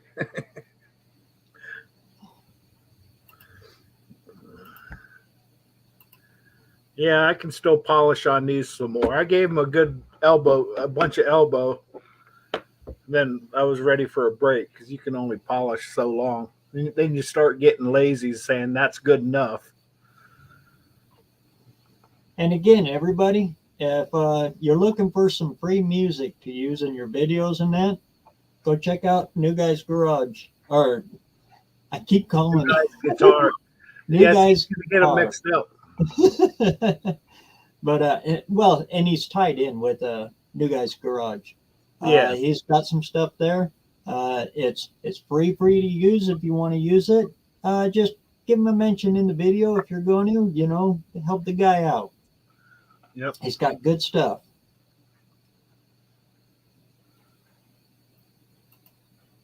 Be careful with using music in your videos, especially the YouTube free library ones. I just got popped on a bunch of them.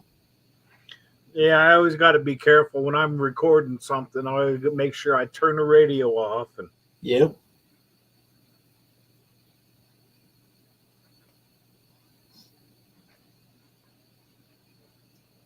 Getting weaned down to the point where I don't use a whole lot of it. I used to use quite a bit in mine, but yeah, especially after that episode.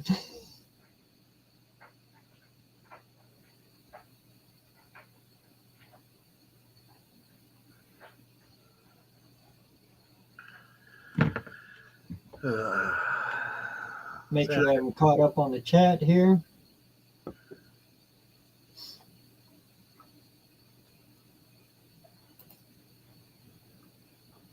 yeah, I seen that. I seen you were on, New Guys. I was over here on BareRose, and I can't multitask like that on. I'll go back and rewatch it though. So I hope he's bringing his guitar to No Name. My sister's ex-husband could play guitar, and he could sit there and carry on a conversation and play guitar at the same time without even thinking about it. It flowed. It was almost like it was part of him. Which, got a lot of respect for people who can play instruments.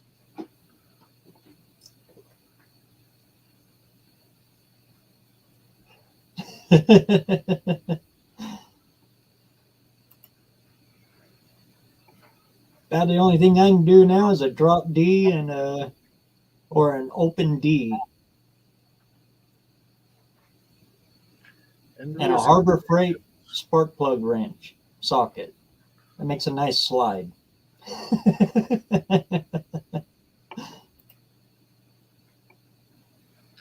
Envious Creations. I don't know if I've ever seen him in live. He's a heck of a cool guy. What's going on, Envious?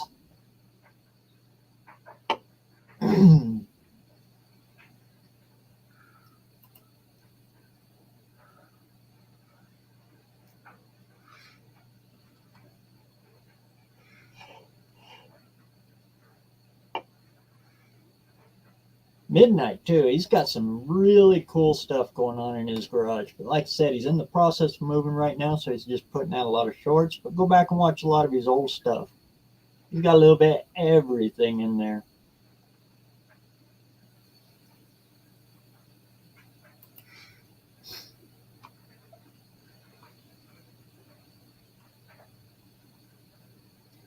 Great guy, great personality, good channel.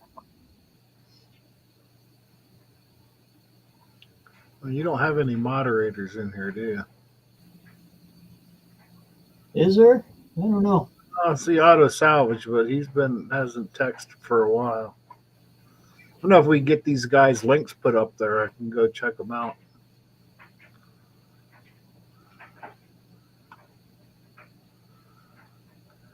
I got about 5 of them, 5 or 6 mods.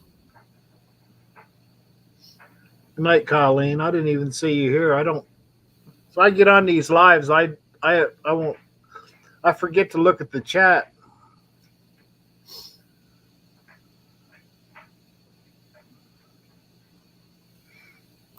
Yeah, it was great seeing you, Colleen. Thanks for coming out.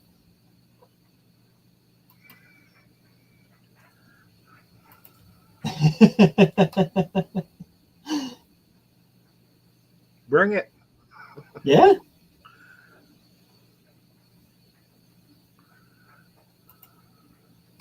Thanks for coming out, Busted Radio. He does some really cool lives and good videos. He's a good down to earth guy.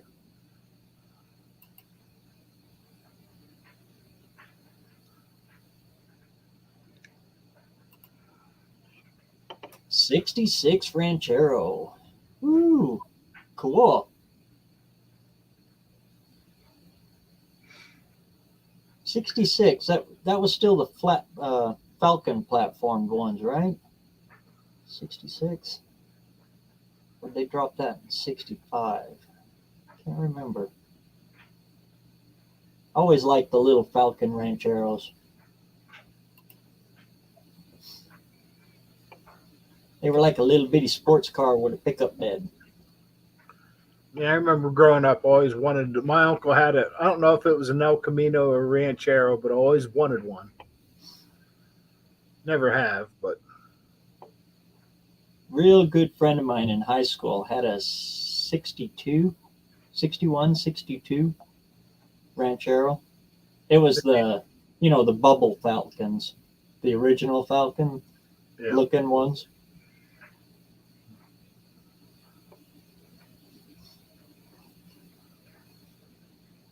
Old Sean.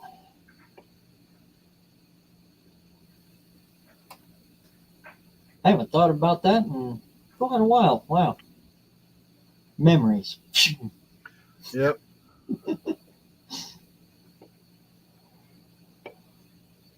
I mean, I think it only had like the 170 straight six in it. It wasn't nothing for anything, but it was a cool looking little truck. 3 on the tree. Remember back in high school, my brother he had a Subaru Brat.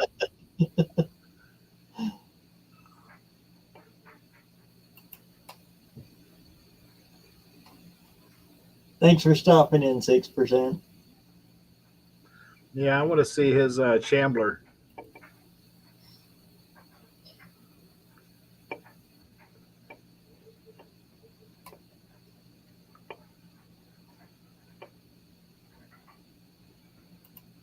Still hiding in around the corners, peeking out through all that tubing.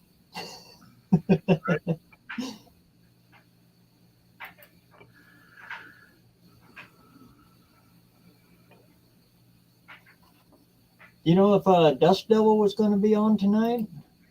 I thought I seen a window up for him earlier.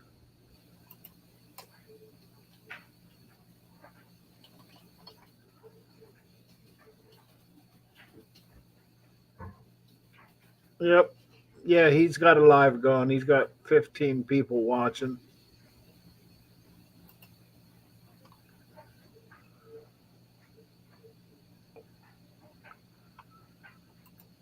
Yeah, my brother bought that Subaru Brat. I think he had it like 5 weeks to the day, and they put in a stretch of new pavement, and he's going to work one morning in the rain and had to pay for a telephone pole. Really? Well, you know how new pavement's always greasy.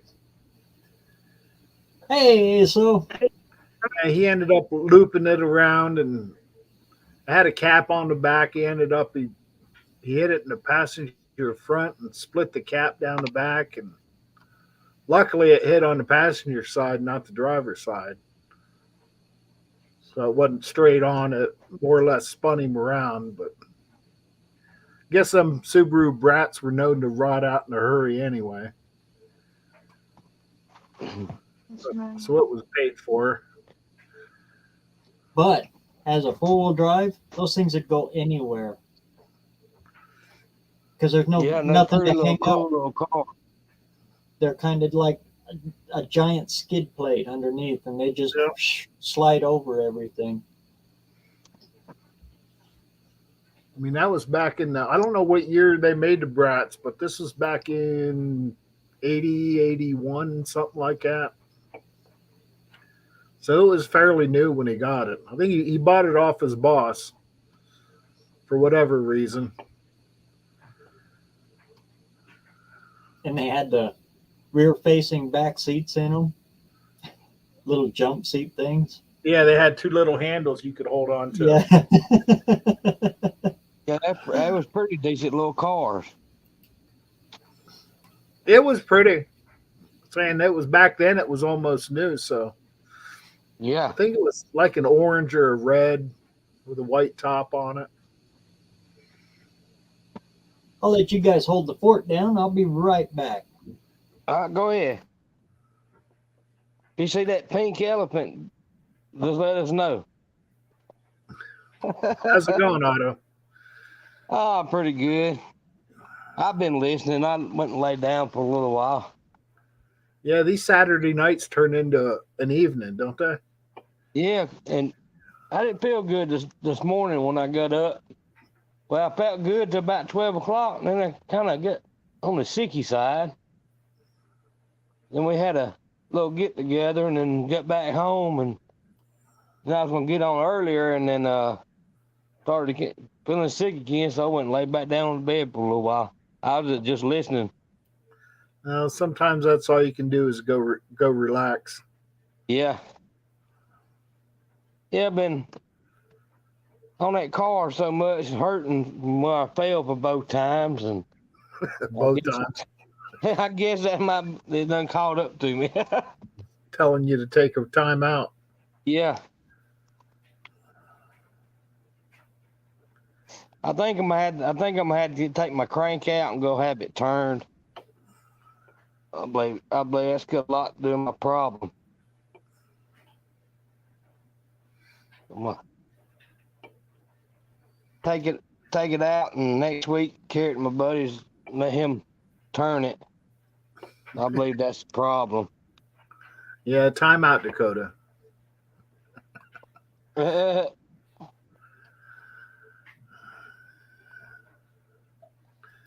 Say time out, he's probably ready for it. Yeah. He's probably missing them timeouts like he used to get. Yeah, let me see if I can see him. Where's he at? I'll time him out. Well, I can. I'm on the phone. Don't worry. You're lucky, Dakota. It was time, buddy. Just lucky not. Dodged a bullet on that one. Yeah, but it's raining. My house internet ain't working, so he's lucky. Oh well, maybe next time. Oh man. We'll give him a rain check on that one. Yeah. I think he got a couple of rain checks.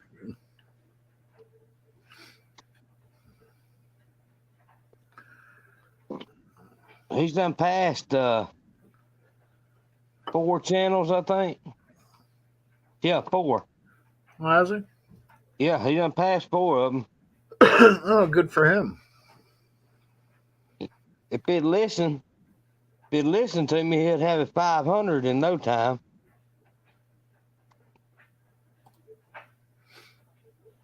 He won't listen. Yeah, he's up to 202, so he's getting there. Yeah.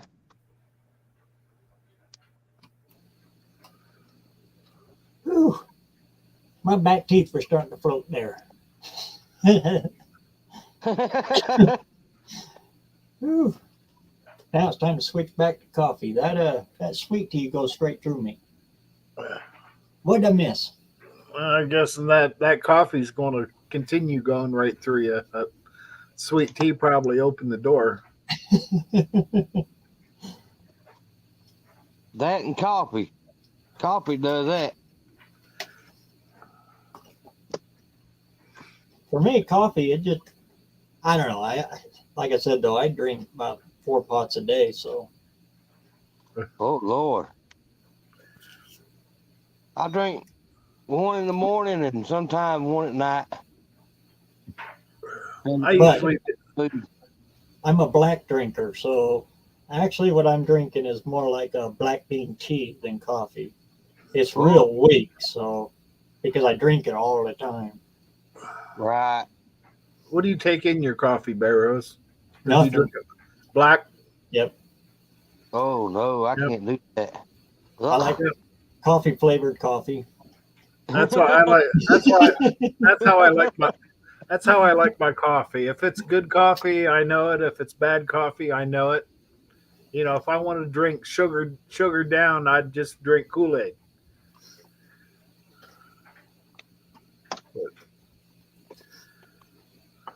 Yeah, I can't handle that bitter taste. I don't. Cause the bitter taste, ugh. Ah, Yeah. pinch, Bitter. That's why I cut it way down. It's like I said, I use about as much coffee as anybody else does making one pot. I just stretch it out for 4 pots. a pinch of salt will take care of that bitter. And Chicory. you don't even taste the salt. Put a little chicory in it. Let me see if I can get this computer working now. Stretch it out for 4 pots. Midnight Auto crossed his 500 a week ago. Good for him. You don't even taste the salt. Put a little chicory in it. I'm gonna change cams, BareRose. Let me see if I can get this computer working now. Stretch it out for 4 pots. Sounds like you got a browser open. I can hear myself. No, I think he's got his phone and the computer on at the same time.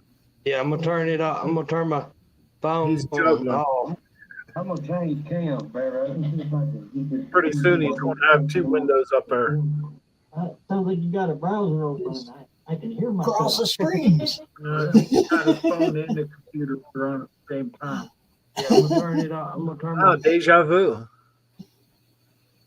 It's real weird. If none of you ever done this StreamYard live stuff, actually what we're doing is there's a delay. So what we're doing right now, you guys are seeing like, what, about 5 seconds later or so? It's kind of weird, kind of hard to get the hang of if you got another monitor going. There we go. So Yeah, it's about 5-6 seconds. I just checked out my YouTube window. It's kind of weird. There would be times because because I text on the YouTube, for the chat. Sometimes I'll forget to come back to StreamYard, and I'm talking here, but I'm over here, and there's a delay, and it's like, it's like, oh yeah, I'm over here. There we go. I just put the Dakota in timeout. There he is. you timed out Dakota? I'm gonna time you out now. Oh. I wanted Dakota to feel like he's at home.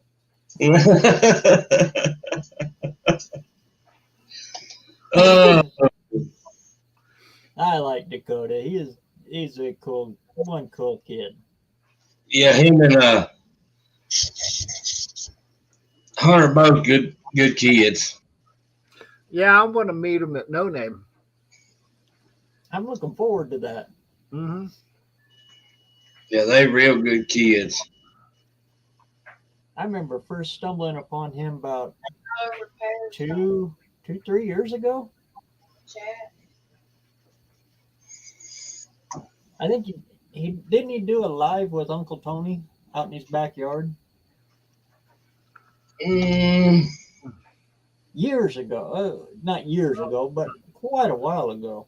I know John Wilburn did a video with him, man. Yeah, I think he did, BareRose. They were just like passing through or something, and Yeah, I think he did.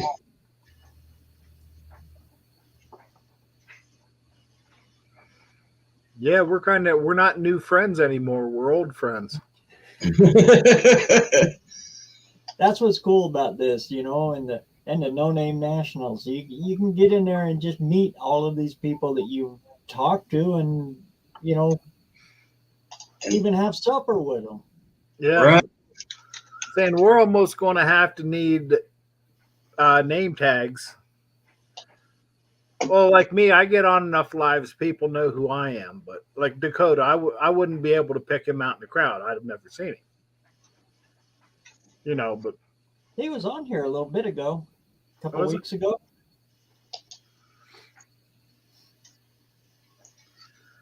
But then there's enough people I've seen them on these, well, on the lives where, you know, I can recognize them by voice. You know. But that's what was neat about last year at No Name Nationals. It's like you see somebody roll in, you knew who they were. You didn't have to be introduced. Yeah, Dakota's back, as AKA George Washington. George Washington. That's when I first met, discovered you there. That was really cool. Oh, He looks somewhat normal. Huh? oh man, that's funny right there. David Coe. Yeah, that's funny right there. Yeah, I think I gotta have my crank turned. You scrape across it with your fingernail and feel catches. Well, I polished it and it felt good, looked good, and then the pistons that came in it and the rods, I put all them in it, and then when I got down to the number 4 piston and tightened it up, then the crank just kind of locked up. Yeah, So something ain't right. So I took the pistons out of the 60 lock and put in it, and it done the same thing when I got down to the 6 piston, and it done the same thing. So I believe it's going to be in my crank. Did that block overheat? Now that block stood up since 1993. The whole car sit since 93. And when I took the motor apart, on a couple of the rods and one or two of the rod caps, it had copper bearings in it. And where that motor stopped at, each one of them caps and rod bearings had an imprint of the rod cap on the rods and the rod caps from the bearings because it had been sitting so long. And I believe that's what got a lot to do with it.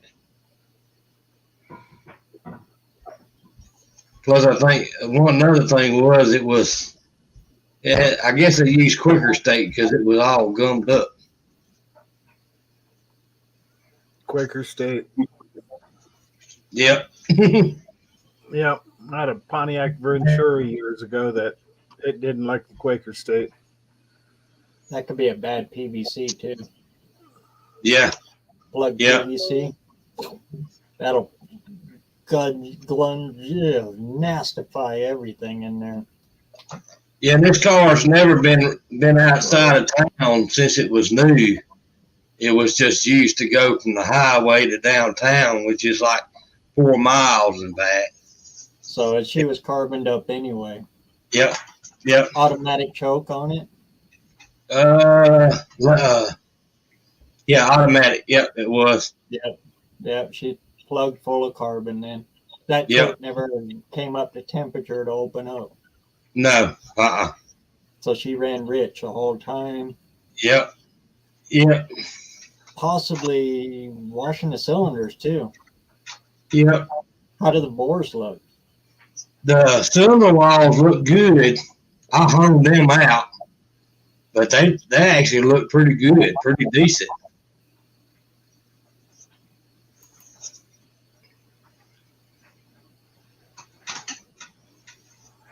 Tear down at 2 305s.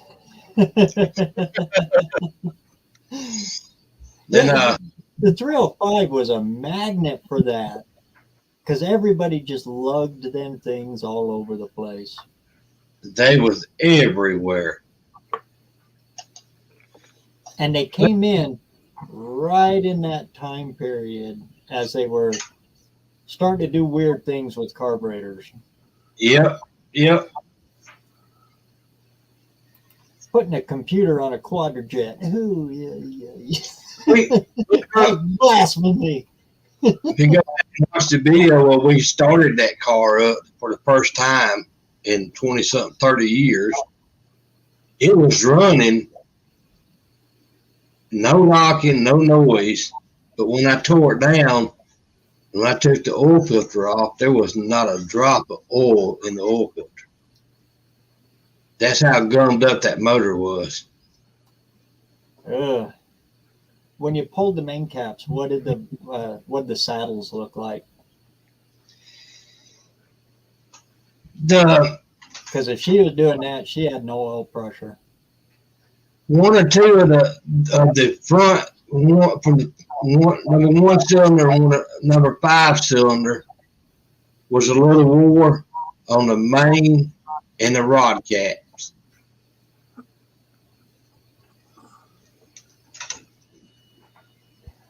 Let's see. How about the cam bearings too? I took and had them changed. I put new cam bearings in. Okay, what the old ones look like? They actually didn't look too bad, except for the very back one. No, the very front ones. Yeah. On the front, they was a little wore on the front, but the back looked good, and the rest of the motor on from cylinder 5 down, and from cylinder 2, 3, and 4 on the other side, all that looked good on it. It was kind of weird to see it like that, because that's the first one I've ever tore down that looked like that.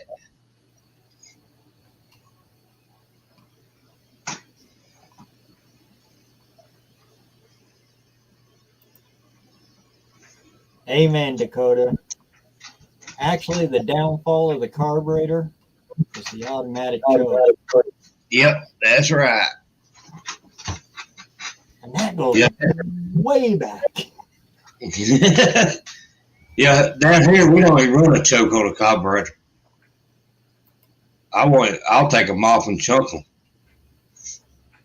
And Alabama, you can probably get away with it down there. Yeah.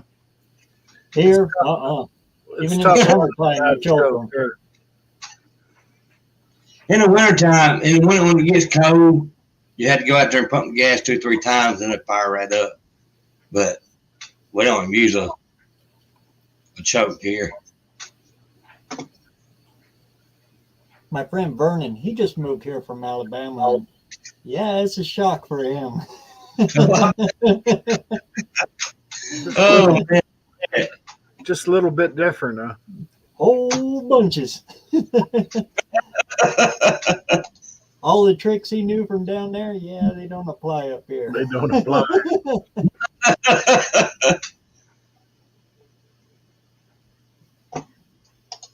Yes, it's a big difference between here and there. A big difference.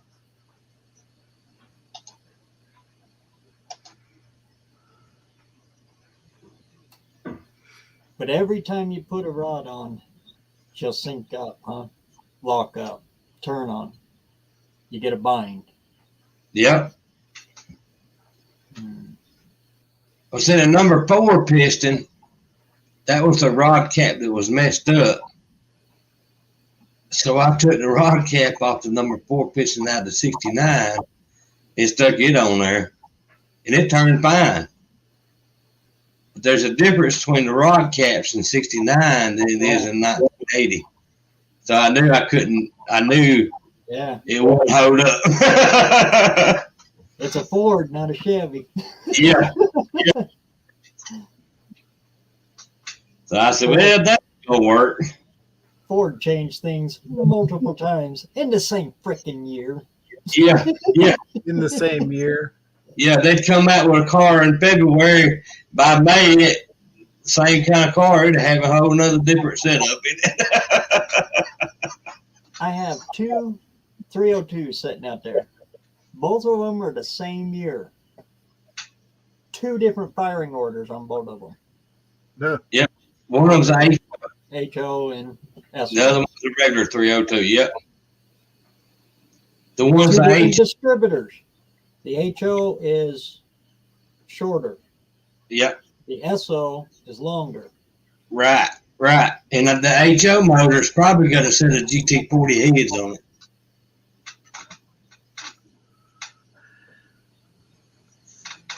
No, I don't think so. I'll tell you how to Pop it open. I'm not going to pop it open because that one ain't mine. Look at the front of the head. At the front of the heads.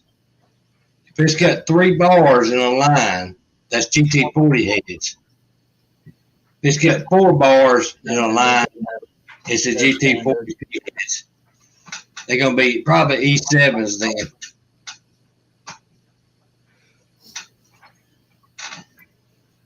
Yeah, the HO has the standard regular Ford firing order. Yep.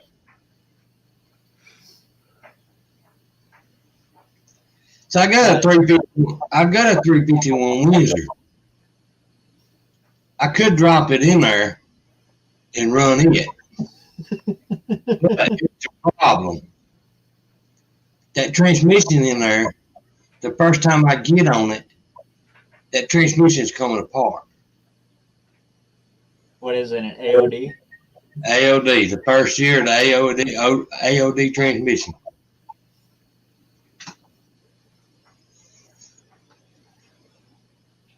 And that's, if it was a C4 in there, or a C6, or the FMX, I would have put the 351 in it and wouldn't even worry about messing with the 302.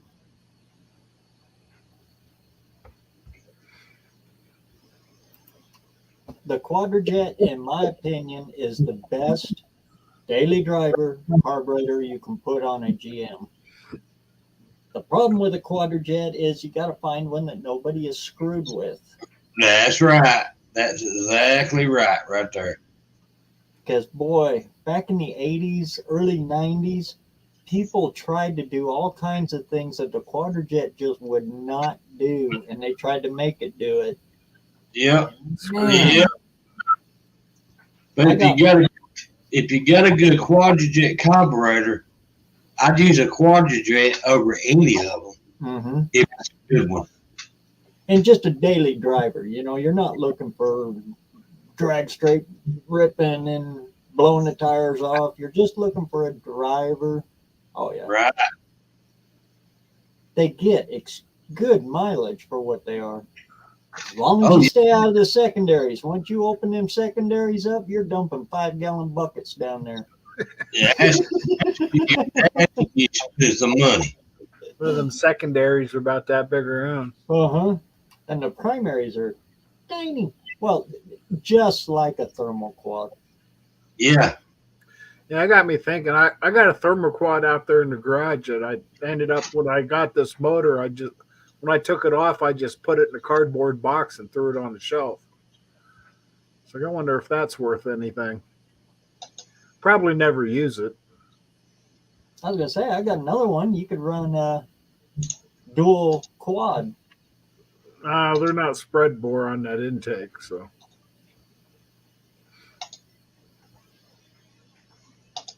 Plasma cutter, a little JB Weld. There you go. I never heard of a 5-barrel either. Right.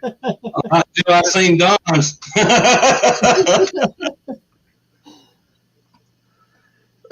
Well, it's in the front. I've already got a Nettlebrock, so.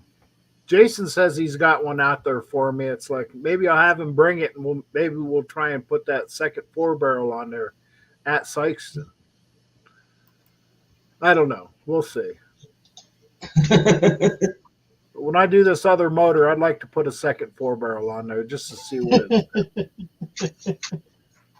That one barrel, it's okay, but it's really struggling on trying to breathe. You put a second 4-barrel carburetor, you might not want to be inside that thing with that 440 in it. Yeah, we'll find out someday. I'm not in a hurry, but I'm kind of curious what that 5-barrel will do on the track anyway. So we'll find out. Yeah, but it's gonna be fun looking at it. That's for sure. I know the thermal quad, boy, when you rebuild them, you got to be real careful of scraping that gasket off of the plastic. Are they easy to gouge? Real easy. And they like to warp. They like Yeah. to move.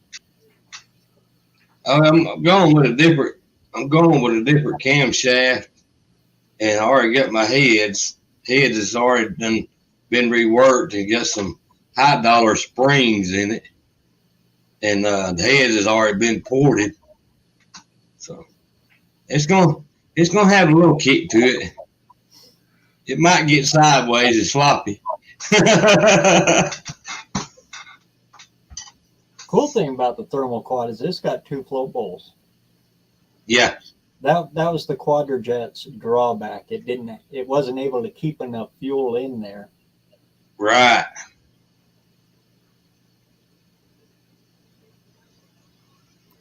Yeah, I like a Quadrajet. I like a Quadrajet.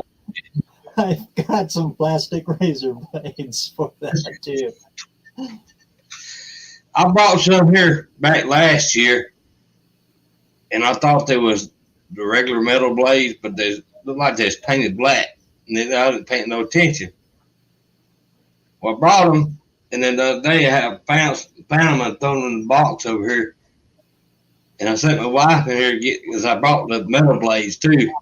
She brought me them plastic out there while I was scraping the oil pan. And I was like, what is wrong with this thing? And I realized, oh, them are plastic.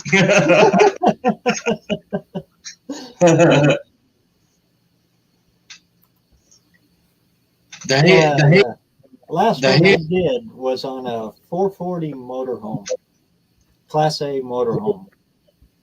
And it had one of those monster, huge thermal quads on it. Like you said, you could pass a Pepsi can through them secondaries almost. Oh, yeah, sure can. I had a motorhome a couple years back that had the 454 in it, and they had that big old Quadrajet on top of it. And you drive it 20 miles and it burn $100 worth of fuel. That's why you need a big gas tank so you don't have to stop in the middle of it. Yeah. Come on, cat, go away. He's a spray can top cap. Huh. Way cool. Lord knows I got a lot of them.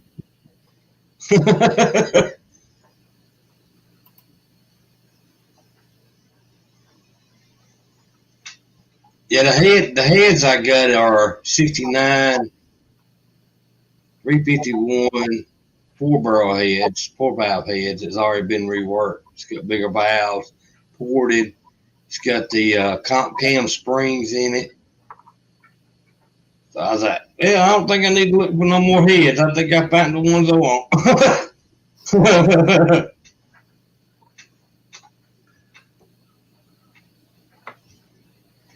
Yeah, 289s. I built a sweet 289. Oh, it's probably been about 20 years ago. Man, that thing was sweet. It raised the front wheels up off the ground. Come on, get up. That little small block Ford ain't nothing to poke stick at. That you can get some amazing power out of that little teeny tiny package. Yep, sure can. I'll tell you something's better. Actually, a better block to build if you can find a Mexican 302. But those are like hard to find.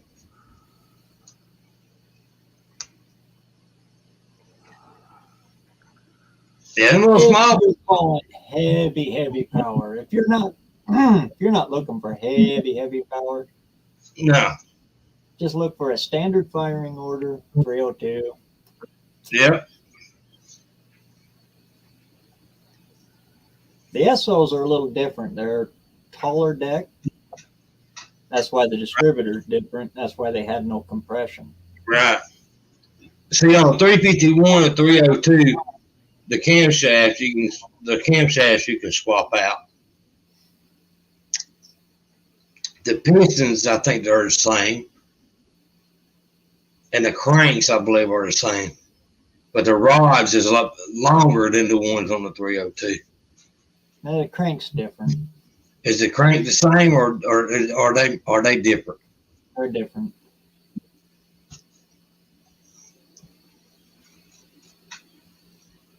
The 351 is actually closer to the 302 SO. I wish I could find me a good 352 because them right there could put out some little bit of power. Jump back to the FE game. Yeah. If I wasn't so busy and had other things I had to do and had time just to concentrate on this car and had a way to bring it there instead of drive it, then I would actually look for a 390 and build a 390 with a C6 or put a 460 with a C6 in that car. But I ain't go 460. If you're going to go that route, just go 460. Yeah. The But 385 series, the parts for it are so much easier to get a hold of. Yeah. So dollars for horses, you can get so much more out of the 385s. Right. The FEs, if you can find a good running FE that you don't have to do anything with, then yeah, go for it. Right. But if it needs work, you got to spend some money. 460. 429, 460, whichever one. Yeah, if I did that's what I would do with it, but I ain't got enough time to do that because I got other things I got to get done. I've been on this thing here. Everything you do is automatic anyway, right? Automatic transmission. Well, the two trucks I'm working on are straight shifts. The 64 Chevrolet and the 64 Ford, both of them are straight shifts. Yeah. Which I don't mind working on a straight shift truck, especially in a truck, the old truck in the 60s. They're pretty easy to slide back as far as that goes. But I actually like working on a truck better because actually doing a truck is a lot cheaper than doing a car. In a lot of ways, yeah. Yeah. Because you ain't got in a truck, you ain't got nothing but your seat, the upholstery, and sometimes your the top, and that's it. Versus a car, everything in there has to be upholstered.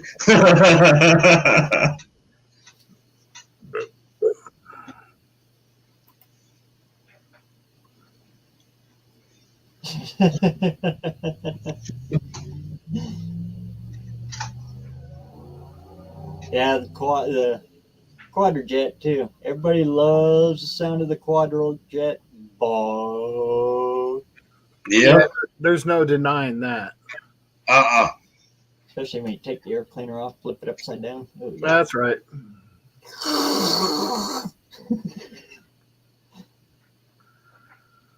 It's like Spencer's food review chugging. Dakota's dad's got a nice 390. F250. 72. Yep. That was about when was the last year for the 390s? Somewhere around in there, wasn't it? 73, 74? 72, yeah. Somewhere or somebody's around. put it in. Yeah, when it goes back in those years, you never know. You could have anything in it. Yeah. 72 should have been an M series, 335, the 351M. Yeah. Cleveland, 400, 429, 460. Yeah, I actually started to want to build a modern day version of the 302 boss until I started looking for the intake, and then I seen the intake. And forget that. Yeah, when it comes to playing with Ford, stick with the 302 if your wallet is about this big. Yep, that's it right there. Because you step away from that, yeah, things get Yeah. a bit spendy. That's when you start spending money. But if we had Don's money, BareRose would be all right. What's that? Oh, The only reason I'm doing okay right now is because my house is paid for. Once my mortgage got paid off, I was on, I won't say easy street, but it was easier than it was. They got all these, about take out a home equity loan or, yeah. borrow from yourself. Nope. I ain't putting my name. My name's already on this house. Nope. I don't care if I go hungry. I still got a roof. That's right. Yeah, we leased a house for almost 3 years, and we bought this single wide trailer here, and then a couple of years, then we're gonna try to buy some land and build us another cabin or something on it. Yeah. I'm not going back in debt. No. Hubie's right. No mortgage is a pay raise. Exactly. And yeah, you got to pay taxes still, but my I yearly can- taxes I are I can less handle taxes. than 1 month's rent. So yeah, I'm happy with that. Right. Yeah. Saying my mortgage was $800 a month. It's like, man, that was Ooh. funny. Mm. But we're paid for.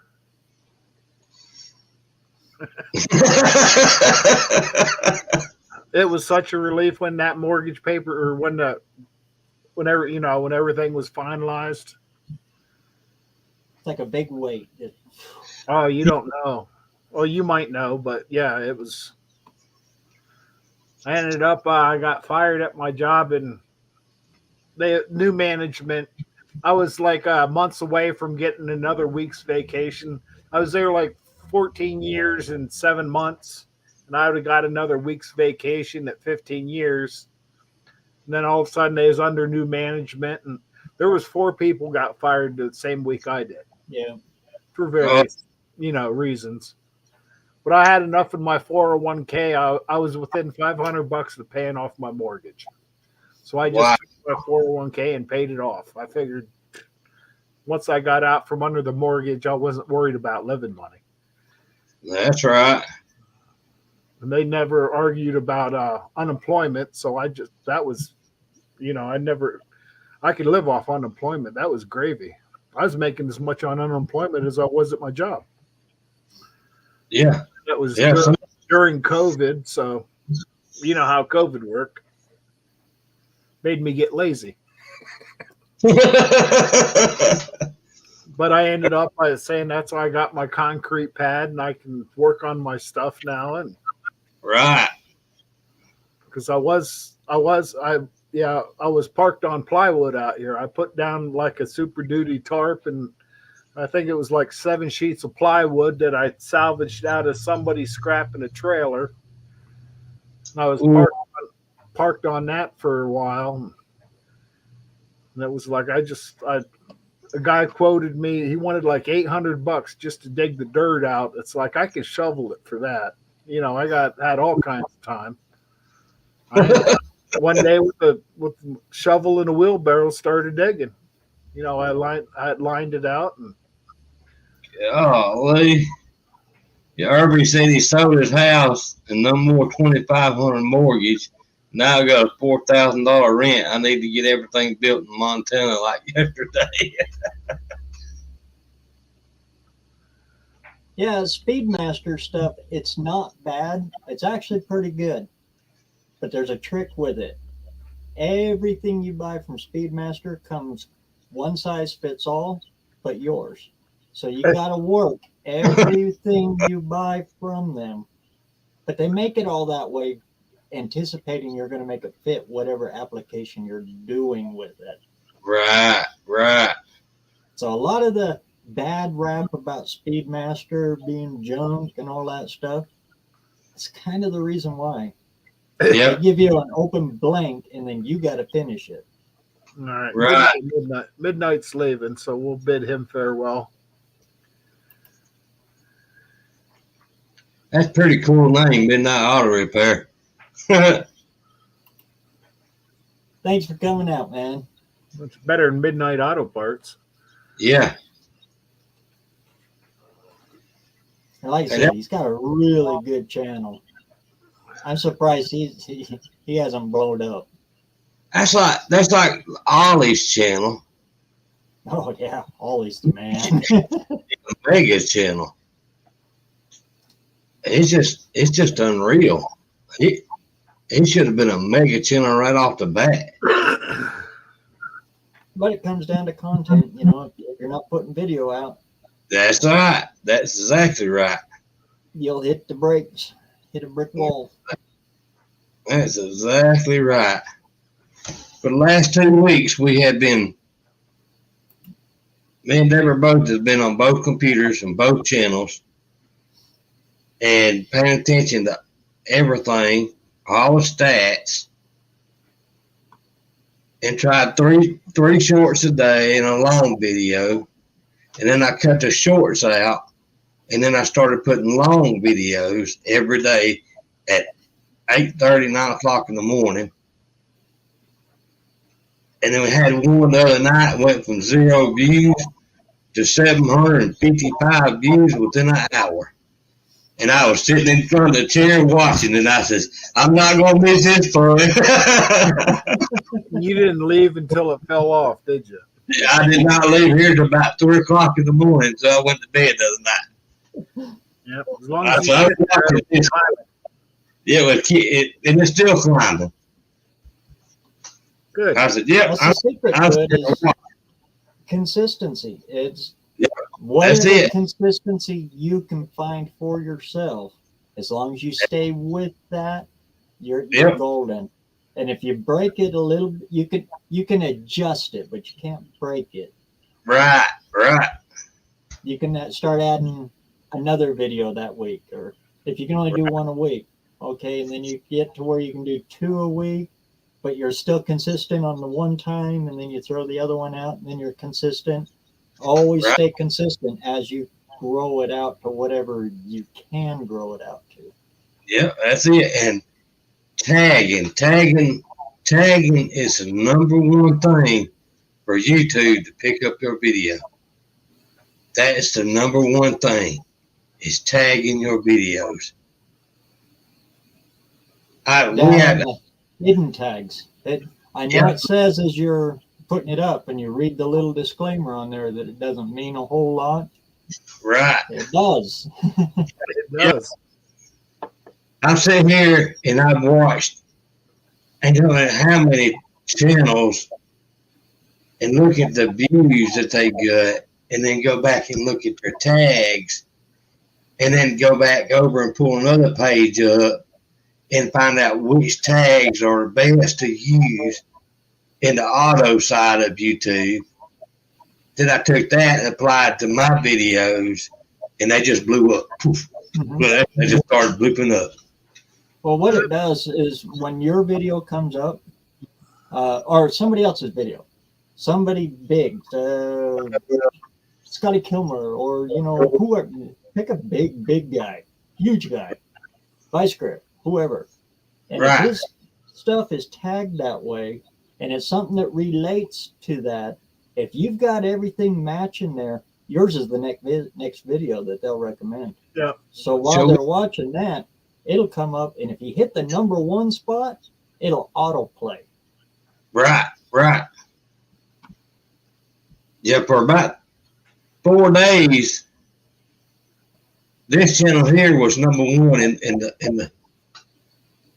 the hashtag, because that software I got, it shows you what Hashtags, you got to be a little bit careful with though, because Yeah. those will work for you, or they'll Or- work totally against you. Joe Wills, you got to know which one to use. Yeah, and when to use them and how to use Right. them. That's right. If you're doing a restoration, or if you're doing a rat rod, don't put it in restoration because you're going to piss off 100,000 people. Yeah. Right. Yep, so will. Stuff like that. If So you're putting a will. big block Ford in a square body Chevy and you put it in a C10 only, you know, you're going to piss a lot of people off. You're going to have more trolls than since Carter got liver pills. Yep. So on hashtags, you just got to kind of be careful with them. Yeah. Yeah, They'll work for you or against you. yes, yep. Now, if you want it, there's a lot of homework involved. You got to learn what you can get away with and what you can't, when you can and when you can't. And then you gotta go back and look at your videos and find out which video's doing good and which videos ain't doing no good. Well, you gotta look at this and then you gotta say, well, I don't need to be doing that videos no more because I'm not getting views. Yeah. You need to push them videos out of the way and then concentrate on the ones you're getting views, and that's what you gotta put out. Yeah, mud at the wall. Yep. We all do that. You throw mud at the wall and you wait for something to stick, and then you know which direction to They go into. Yep. Yes. Once you and that only applies to long form. Shorts, do whatever you want. Yeah. Throw that out there. It's funny though, even on shorts, you know, it's a timing thing. Yeah, exactly. That's all it is. I notice for when I do shorts, if I put them out like 4, 5, 6 o'clock in the evening, it's they usually do pretty good. Some other people works different times. Mm-hmm. Right. I can put a short out about 3 o'clock in the evening, and I'll have 2,000 views on that short within an hour. Now, if I wait till 6 o'clock to put that short out, I won't get no views on it. Yep. But I've actually took a couple of my shorts that brought in thousands of views and turned around and reloaded it at a different time to see what it would do, and it didn't get nothing. Yep. And some of the ones that are flatlining on you, just Right. hold back. They spike. Yeah, if you're throwing out, it only got 100 views, and it's been out there for 2-3 weeks. Go back and retitle it and add a full description in it. And while you're doing that, switch it to private or unlisted. Either one. It don't matter, private or unlisted. Right. While you're changing it, you're adjusting the title a little bit. You're adding more into the description. Hey, let it ride for about an hour, maybe 2 hours, and then hit public and let it go again. And sometimes it'll catch and it'll go. Yeah. That's a trick you can do with your long forms too. Right. Yeah. Maybe your title isn't quite strong enough, or go in and add a different thumbnail to it, and Yep. That's what we. That way. But when you're tweaking them, switch them to private, unlisted, something like that. Right. Yeah, we did that a couple of the long videos too, and it caught back up. But see, when you're under. But don't pull them. Don't pull them. Let them sit out there. Sometimes they're a slow burning fuse, and you don't know it unless it's out there, and all of a sudden, the stars are aligned, and it'll pick it up. That's right. That's exactly right. I've got one hitting right now that I did 2 years ago. Oh, good for you. It went dormant for a long time, and I don't know what happened. I that one I can't explain. I didn't do anything else to it. It just all of a sudden is starting to take off now. Yeah, when I say it only takes one video to put you over the top, and it's true. It takes one video to shoot you to stardom. It takes one video. That's like we had one. And it's out there working for you Right. all the time. You don't have to do any. Once you publish it, it's out there, and it's working for you the whole time, 24/7. Yep. We got one on there we put when we first started this channel, and it's got like 20, 30, 3,110 views on it. And that's when my daughter got killed, so we kind of didn't get on the computer for about 2 weeks maybe. And that video went from 0 views to 1,800 views within an hour. And then, of course, I didn't get back on YouTube to keep it going, and it just killed that. But yeah, it's funny how the algorithm works sometimes. It is. Saying you got videos you think you do great on and it don't do shit, and you think you got crap and it takes off, and yeah. But the ones that you think that's gonna just jump off and take off to the moon, they won't do nothing.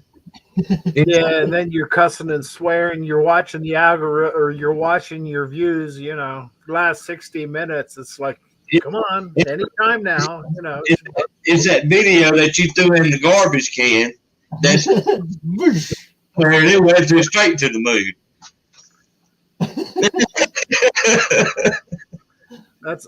That's why I don't plan on making any money on here, because it's saying I just wanted my 500 subs for no name, and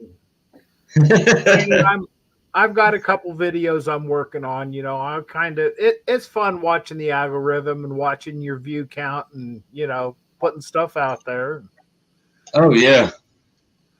Just take it at your own leash now. And you made it over there. So well, you see it a lot. Do it as you're going, and people get their 500 and they kind of slack off a little bit because they got what they wanted,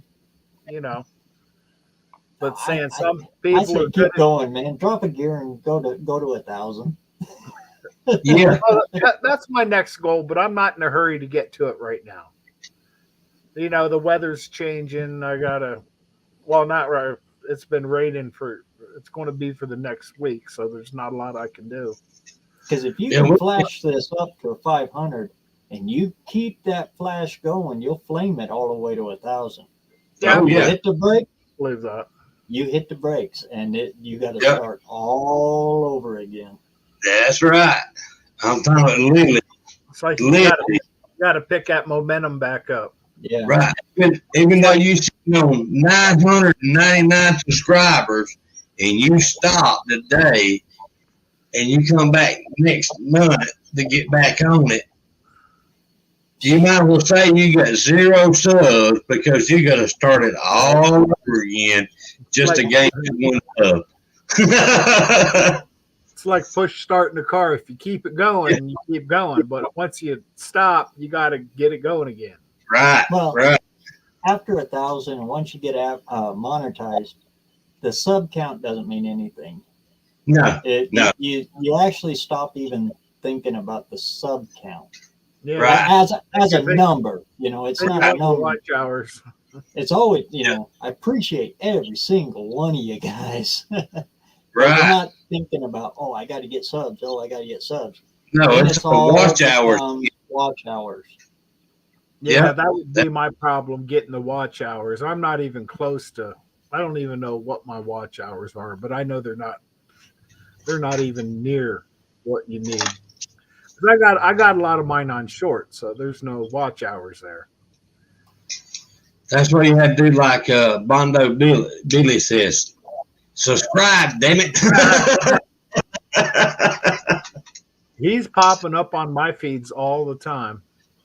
Oh, he is hilarious. But he's got good that's a good thing to do too, is go to somebody else's computer or borrow their phone or something. Somebody who's never looked at your channel, and then look for your channel. Yeah. Yeah. And then when you, or watch something that's close to what you just did. Okay, you did a brake job on something.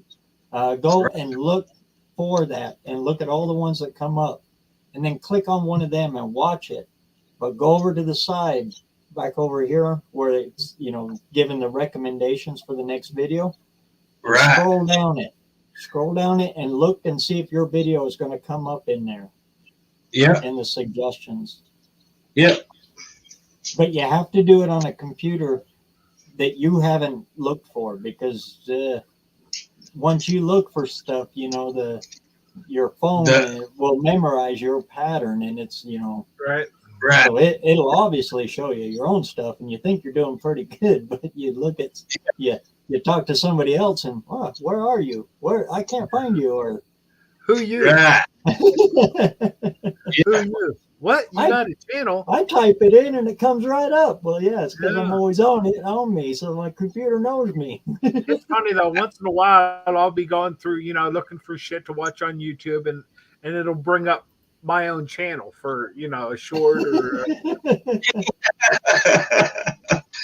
Oh. I's popular, but. And you really, truly don't know who really is watching your videos, because we picked up a sponsor with the headlights. And be careful with that stuff. They sent it to my email address, but not my YouTube address. There you go. They sent it to my other email address. Exactly. And yep. I was like, this might be a scam. Yeah, I get offers like that all the time. Dr. Art set that up for us with the Super Clean.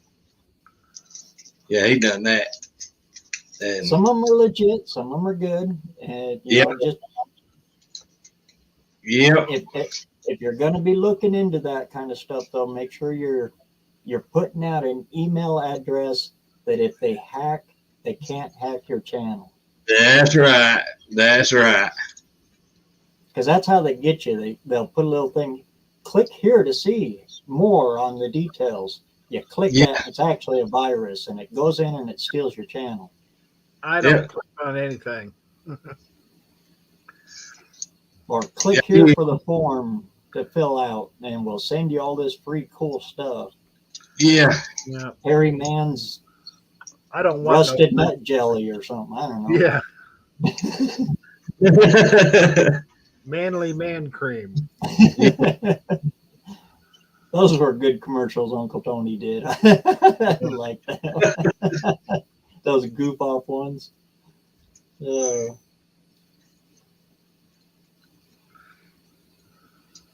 Holy cow. But if you want to get into that and, doing pitching and stuff on your channel, it is a way to make some money. I don't care for that. I won't do it. I'm not blessed that way, so I ain't looking to try. We ran into that kind of stuff with the truck, and we did nothing. We didn't have sponsors on the truck. Local sponsors, guys that we trust. People that knew you, yeah. Right. D-Ray's Auto Body. Anybody ever heard of him? He was one of our sponsors. Right, Turbo Time, he's out.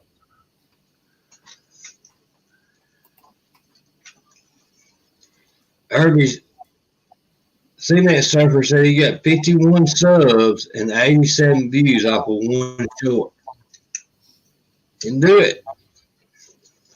Hey, sometimes they hit. Oh yeah. Yeah. Oh, me and my brother was down here at the river last week, and there was a bald eagle flying around, and I was recording it just because. And it's like, bald eagle come down and hit a fish, doing his own fishing. I was just over and checked my analytics. I won't say it was a stupid bit short, but it was hard to see. But I got 3 subscribers just off of that bald There you eagle go. doing some fishing. You know, Yeah. Oh yeah. which I've been at we was down at the river again today and seen the bald eagle again. It's like, man, I was hoping I'd see him hit another fish. That was kind of cool. well, you get some more subs. We've been getting between 5 and 8 subs a day for the last week and a half. You know what I'm saying? Them pennies add up to dollars. Yep, they sure do. I remember I was fishing over at the Shelley Power Dam during the brown run. I caught a big old Molly Brown out of there. And he had osprey legs stuck in his back. Really? Yeah. He was a good sized fish. German browns. They, you know. Oh man. Yeah, he was about this big. It's this yeah. big. Mm. No, we was down there Late today. September, October, they run the snake and go right below the Shelley Power Dam at where the runoff comes out. And yeah, you gotta be careful. They jump and try to go up the spill tube, and they'll knock you off the lava rocks there. Yeah, we got smallmouth are going to be running here pretty soon, and saying that they're a bunch of fun. We got a dam down here, which everything comes upstream and then they get stuck at the dam. They got a ladder over on the other side, but I remember a couple years ago we was down there fishing, and you could almost walk across the fish in the boil because there were so many of them trying to go upstream. Now over at that spot, it's CD9s and CD7 Rapalas, the gold ones. But bring your tackle box. So you'll go through a few of them. And at what, like $12 a lure? Yeah, you almost want to dive in and. Oh, say the best tackle shop is along the creek anyway. So.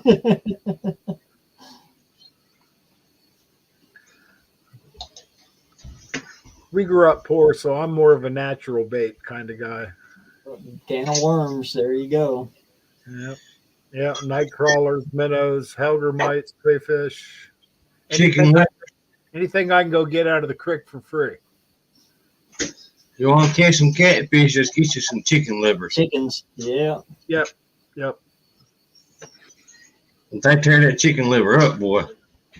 Now, usually we do the chicken liver. We'll leave them sit out in the porch all day. That way they get all stinky. Yeah, get them when they start stinking.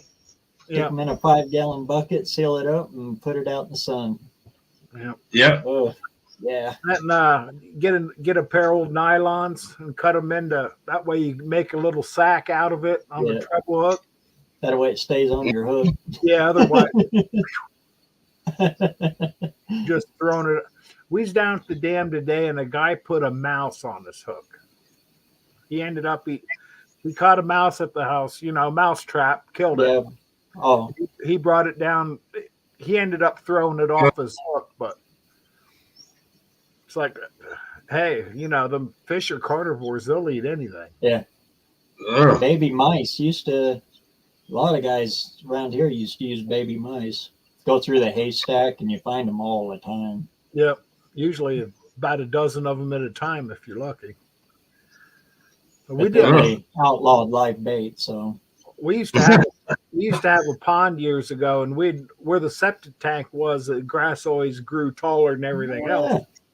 And when it was a tank, not a pond or a pool.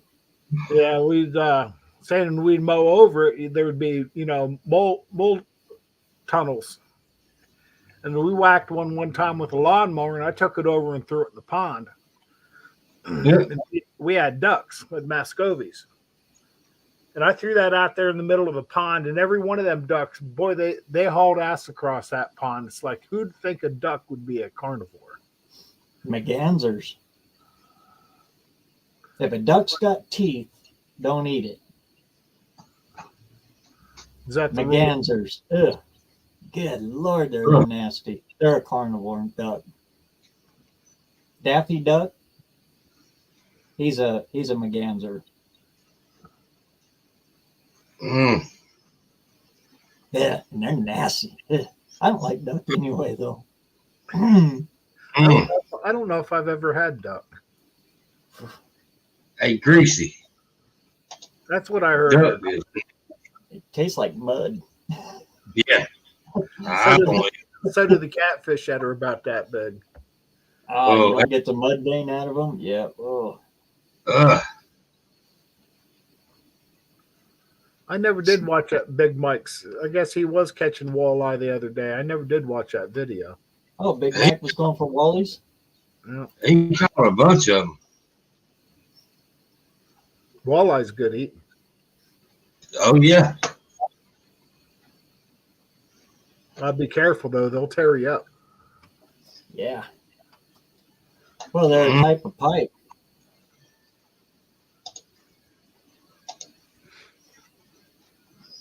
Yeah, he had a pair of pliers with him.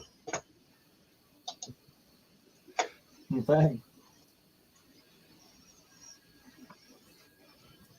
it's real faint now, but I got a scar that runs across this finger right here. Yeah, I was watching. Yeah. I was watching. Don't stick your finger in the gill a wally. Yeah, I was watching your video with your daddy the other day from last year. Oh, yeah? Yeah. I got to get him back on. Yeah, he's a natural in front of that camera, buddy. I'm here to tell you. He was terrified the whole time, too. I had to really convince him to come over and do that. You're going to have to get him back and just put him in front of the camera. And I guarantee you, you're going to have so many subs that you're going to be the next.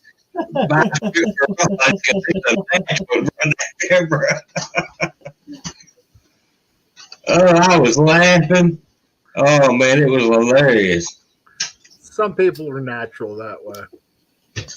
I was like, man, I was thinking, BareRose needs to put him back on there.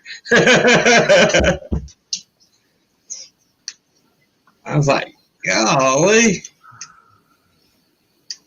Yeah, I'm thinking maybe next week I'll try it. Get set up out in the shop.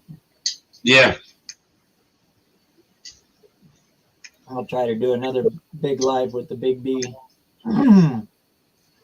He's getting really bad now. He can hardly walk. And he can only stand for about 2-3 minutes. That's not good. It's too bad. It's sad to say it's inevitable, but it's inevitable. Yeah. I called my Uncle Sonny earlier tonight. He had a new he has a pacemaker just for when needed. And he had a new one of those put in a week or so ago. And he says he doesn't get as tired as quick as he used to. And, he's feeling a little better, but I invited him out to Sikeston, but Missouri's a little bit far for him. Right. But saying he's the one that built my Valiant, so. Wow. And he retired from Ford, and he's always been a part-time. Golly. This is old guy at that church we go to. He's 93 years old. And, buddy, let me tell you,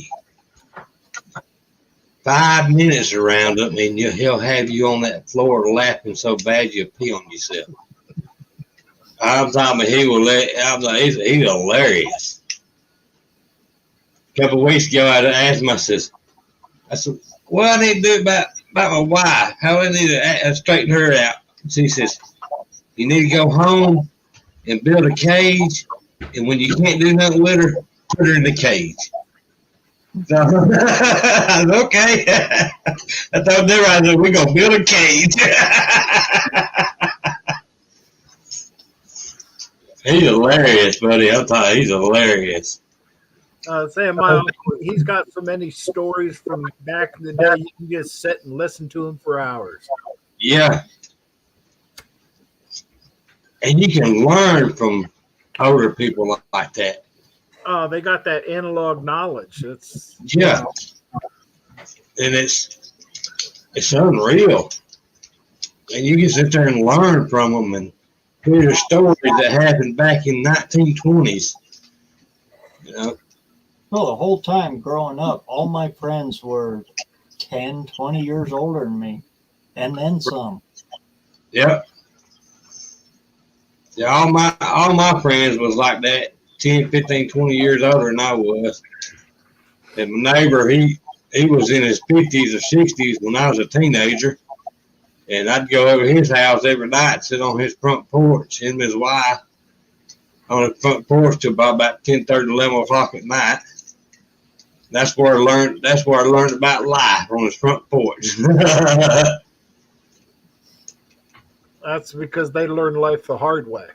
Right. The right way. Yeah, the right way. There you go. How do you learn not to do something? You hurt yourself real good and make everybody else laugh. Yeah, Then you that's learn right. not to do that again. Yeah, that's right. That and those old timers, they were the jokesters back in the day. Oh, yeah, definitely. They found ways to have fun that you wouldn't even think about nowadays. One of my videos the other day, when I read it, I shook my head and I was laughing so hard I like to fell off my chair. This guy says something about how I talked in the video that I must be a Yankee, Yankee, Yankee, Yankee, Yankee, Yankee. And I'm thinking, no, I'm not full Yankee. I'm half Yankee, and the other half I'm Southern. So when I told him, I said, I have you to know I'm 50-50. He said, oh, I didn't know. I better die laughing. Nice addiction. Yep. It was funny. That's how my dad taught me, though. He'd tell me the right way to do it, and then he'd let me do it the wrong way. Yeah, yeah. Or if I asked him, well, what about doing it this way? He'd say, well, I don't know, maybe. And then when it didn't work, he'd say, well, don't do it that way. So what'd you learn? What'd you learn? What way you going to do it now? I don't know, probably the way you first told me to do it. Mm-hmm.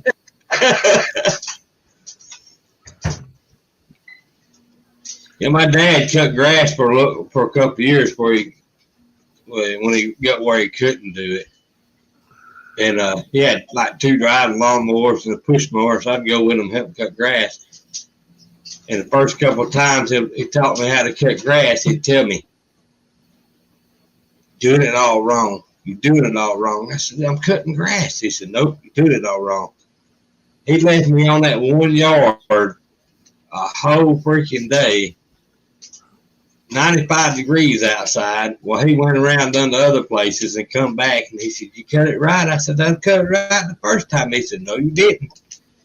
The second day when he put me loose, I cut it right the first time because I didn't want to be there all day in 95 degrees.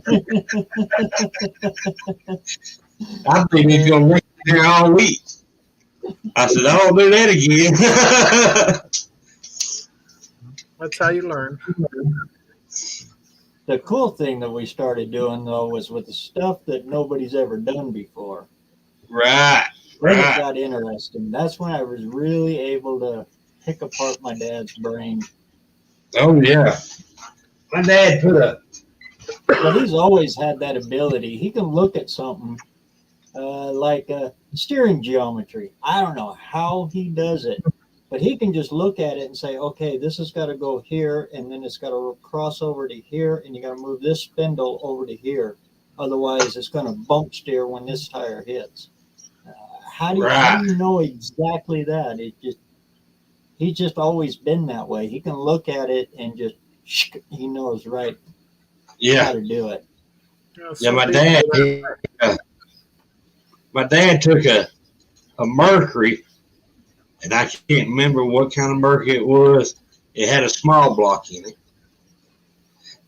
And this guy wanted a big block in it, and everybody in the country said it could not be done. No. He took it everywhere to get that done. My dad said, I'll get it in there.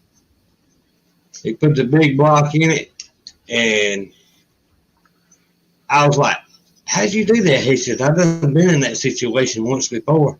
I knew what to do after the second time. And I was like, now I know now. I was like, yeah. Like building a ship in a bottle. Yeah. Like on that 58, he was looking it over with me just the other day. And he said, you know, if you heat that pitman arm up, bend it here and move that idler arm down and over, small block Chevy will fit right in there. Because my dad's a Chevy man. Born and bred. Ask me how I know.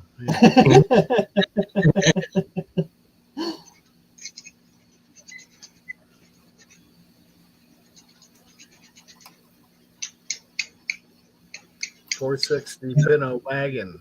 Oh yeah. It's a shoehorn for the shoehorn. There was a guy down the street from us that had a. I always said it was a Gremlin, but my dad says no, it was a Pacer with a 455 Oldsmobile in it. Ooh. Ooh. Is that a wheel stander? No, we'd keep the back tires under it. It'd do burnouts for days. But Disintegrate them. That 460 and that Pinto probably disintegrated some tires. All the weight's on the front, so it just. Oh, okay. I get it. Remember growing up, there's guy Man, put boy, that acid tried to catch the front all the time. I went and looked at a Pinto, a Bobcat, same thing as a Pinto. When I went and looked at it, I actually was to buy it, and that's what I was going to build. And after I popped the hood and realizing 30 years ago what the firewall looks like and what I had to do to even put a V8 in it, and I'm like, we're not going to do this. They will fit. Real fuel go in them. Yeah. And I was like, came in the Mustang too. Yep. And I'm like, I don't think I want to cut on no firewall today.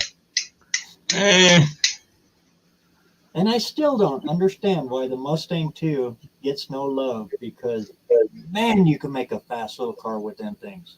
Yep. No, they sell for around about $55,000 to $8,000 now. Really? You're getting that much for them down there? Yeah. Oh, yeah. I got to get me a semi with a car hauler. go pick you up about a dozen of them. Make some money, buddy. Because I know where 3 of them are right now, and the guy wants, I think, $400 a piece for them. God. One of them is pretty much parts car, but even parts car can make you money. Yeah. Still got the front end under it. All of them got the front ends under them. That's amazing. For that car, for $400, a door is going to cost you down here about $250. That's if you can find one. The Bobcat, that was a 5-load, right? 4-load. Oh, it was a 4-load too? Yep. I think I'm trying to remember what year they changed from 4-lug to 5-lug. If it had the V8, it was a 5-load. Well, in the earlier Mustangs. Yeah, in the earlier Mustangs, they had the 4-lug up until 86, 87. It's when they started using the 5 by 5.4 or whatever you want to call it, 5-lug. All the Pintos had 4-lug. All the Mavericks had 4-lug until the last years of the Mavericks. Unless it was a V8. Yeah, and they got the 5-lug. Yeah. Good friend of the family. He's got a restored little Maverick. Boy, that's a quick little car. I always I always did like the Mavericks. That and the Comets. I like the Comets with the light in the grill. And you can make them right there some quick cars. But if you ain't careful, that thing they'll get away from you because it's not wide enough. The cars is too shallow. 78 King Cobra. Had Yeah. a 390 in it? Wow. Ooh. I can see that one getting away from you. Yeah. Straight up in the air. Put wings on it.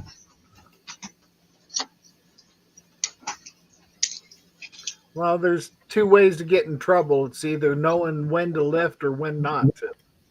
Yeah. Or to quit driving it.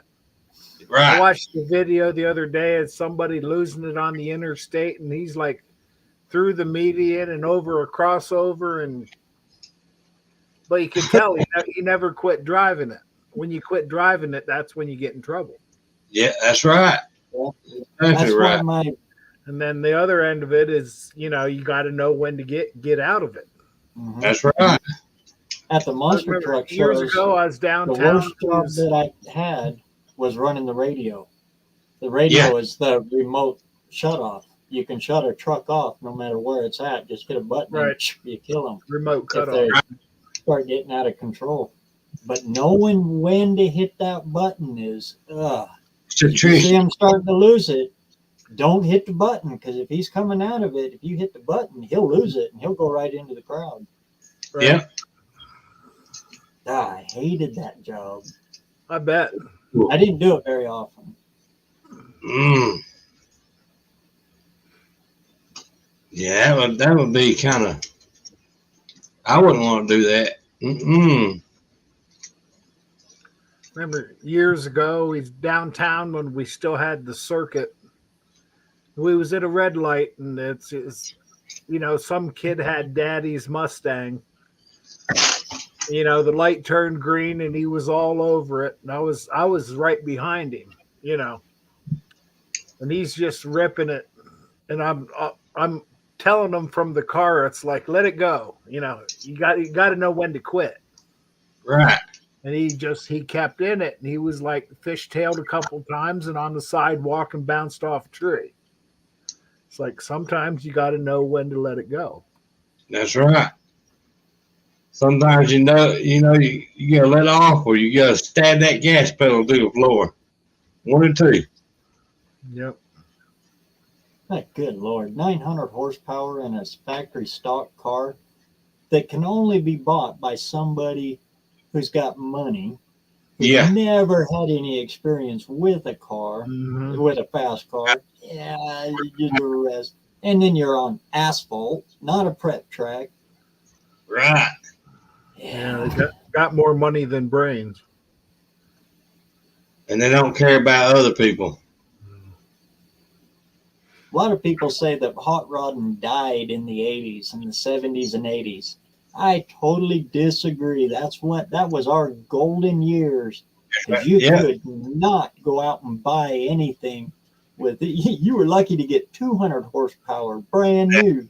That's right. But if you knew what you were doing, you'd go way over that.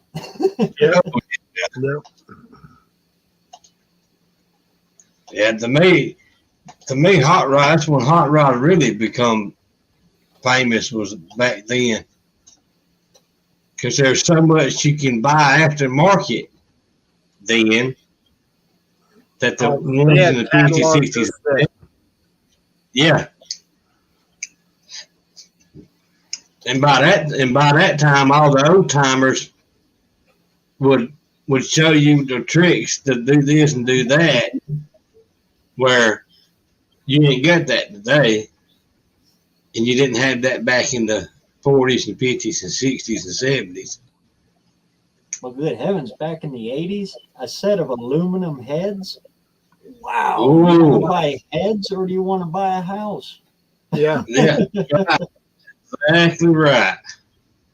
Torque converters. Nobody ran an automatic because torque converter put you in a poorhouse. And you Yeah. never knew which one you had to have, so you had to buy multiple ones. Yep. Yeah. Yep. Yep. Or motor for your car. Motor was so high that you can then back go buy another car to replace your motor. Yep. Good old Used to 70s do that and all the 80s. time. Blow the motor up, buy another one, swap them out. Yeah. You didn't even rebuild them. You just got another motor and threw it in. Yeah. I remember and started about 87, 88, ran until about 93. GM Goodwrench. You could buy a brand new GM Goodwrench crate engine for like $1,200. Yeah. Good Yeah. Lord, we swapped a lot of them. Oh yeah. And they all came in black. And when I asked the guy at the counter why they're all black, he said, well, it hides the oil leak. I was thinking about that the other day. In fact, I was thinking the same thing. I said, well, they always told me it was the reason why, because it hides the oil leak. But Yeah, we you couldn't have them can't see rebuilt nothing. for that. So, you know, No. guys would just come in and you just pull it out. Or 305s. Good Lord. I pulled so many good running 305s and stuck those good wrenchers in there. Yep. My dad. I mean, that was, you just. Oh yeah. Back in the 80s, late 80s, early 90s. That and swapping out, doing worn hubs on four-wheel drives. Because they were all Yep. full-time four-wheel drive. People wanted more mileage, so they'd swap out the lock into locked-out hubs. So you pull the 305 out, you put a 350 GM Goodwrench 350 in it, and you swap the hubs and send them on their way. Then we used to, at the shop, we'd call Jasper engines, this back in the early 90s. And what they call a long block is you get the whole motor, everything on it. That's what Intake, these were, long blocks, yeah. whole 9 yards, even the hoses, clamps, oil filter, whole 9 yards. And I remember, because I changed so many Dodge 318s out, that long block was $3,200 back then. Today, I guarantee you, if you order that long block now, it's probably $6,500. That's if you can find Yeah. one. Yeah, yeah, Made in Mexico. yeah. There you go. Yeah. There's another channel on here called My Vintage Iron. Really good channel. Really cool guy. He was talking, one of the questions he always got in his comments was, how fast can you do an engine? How fast can you assemble and put together an engine? Come to find out, he actually used to work there, and he said he'd do about 4 a day, and he was too slow. I can believe that. Yeah. Yeah, I can believe it too. He said he didn't work there for very long. Whoa. 4 engines a day, total You assemble. And you can't keep up.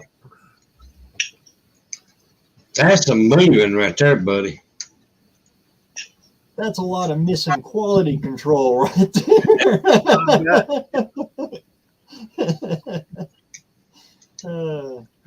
Back in my all day, about production. my buddy down on the shop, he told me one morning, he says, because I've been working over there going to get the cars and stuff like that with the rollback, oil changes, tune up, stuff like that. And I told him, I said, I ain't making no money here. I'm ready to go back to the house. He said, no, I'm gonna let you start changing motors out. I said, okay. He said, how many you think you do a week? I said, I don't know. And started changing out. I got to about almost 4 engines that's taking them out and putting them in a week's time. And then he says, I'm just gonna split the money with you. he said, that's pretty quick. I said, Well, you want them in there? They in there. Yeah, But them it's 'cause Dodge, back in them years, Chevy had a lot of quality control problems with their factory stuff. yep, Check so, out First Responders Garage. He actually shows it in some of his videos. yeah, In that video, he does cranks in there crooked. right, right, You know, so they got to offset the cam with it. yep. Yeah, they did some pretty strange stuff in the 80s. It sure did, and that's like Sad to say, they were American made. yeah, and that's like a Ford engine. If you open the hood on a Ford, that engine's not center in that cradle. No, they're all offset to the passenger Offset. side. Yeah, Yeah, it's to get around the box. yep, yep. Yeah, I But tell you it's something. all in a line. Yeah, The pinion's offset. The hump is offset straight. I'll tell you one car I'll That never do. dark Another one. line, it's this way. Yeah, yeah. I'll tell you one I'll never touch, and that's a Cadillac North Star. Oh yeah. Yeah, No. I heard they're nightmares. I did one of them. Oh, it's probably been about 17, 18 years ago. Took me 3 days. Ford's got one too. The timing chain that went one on this side and had a jack shaft and another one on the back of it. That's on the 05 and up Mustangs and the Explorers. And Explorers. Mm-hmm. Yep. Oh no. No. I don't like anything new, but that one takes the cake. Yep. Guy brought me his Explorer and said, "Oh, it just needs a timing chain. What would you charge to do it?" I said, "I won't do it." Just Yeah, but change. the other shops want to charge me $2,500, and I said, "Yeah, there's a reason for it." Yeah. Because they know. And I ain't doing it. I'm not gonna do one.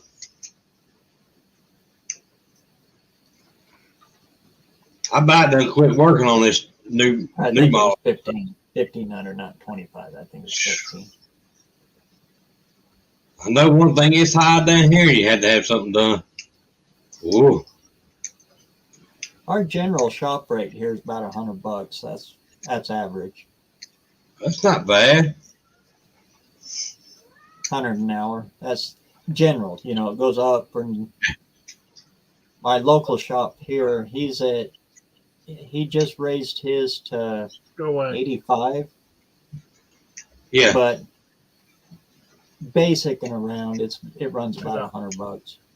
Yeah. That's like about like it is here. Some of them charges like $120 per billable hour. But some of the smaller shops, it's about $100 per billable hour. Yeah. And it's all flat rate, so. Yeah. Yep. Anybody Gotta want beat that clock. Gotta beat the book. Don thinks he's the star of the show, but it's actually the cat. Yeah. She'd even show up early for work. She just loves me too much. And every once in a while, you find the golden goose out there, an avalanche. Yeah. Yeah. Or a Cadillac Escalade two-wheel drive. Yep. The LS is here. The LS motors here. If they got decent mileage on them, it's $1,000. The one that's got a lot of miles on it, you're looking about $700-800. At our pull apart, there's two avalanches out there that got the LSs in them. And they want Ooh. $350. Yeah, that's about right. But you got to pull it, and they're in kind of a sketchy spot. Yep. But they're LSs. That's not me.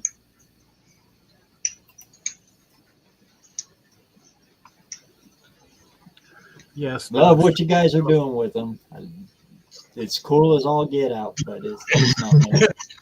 And I like if it's a Ford, put a Ford in it. If it's a Chevrolet, put a Chevrolet in it. If it's a Dodge, put a Ford in it.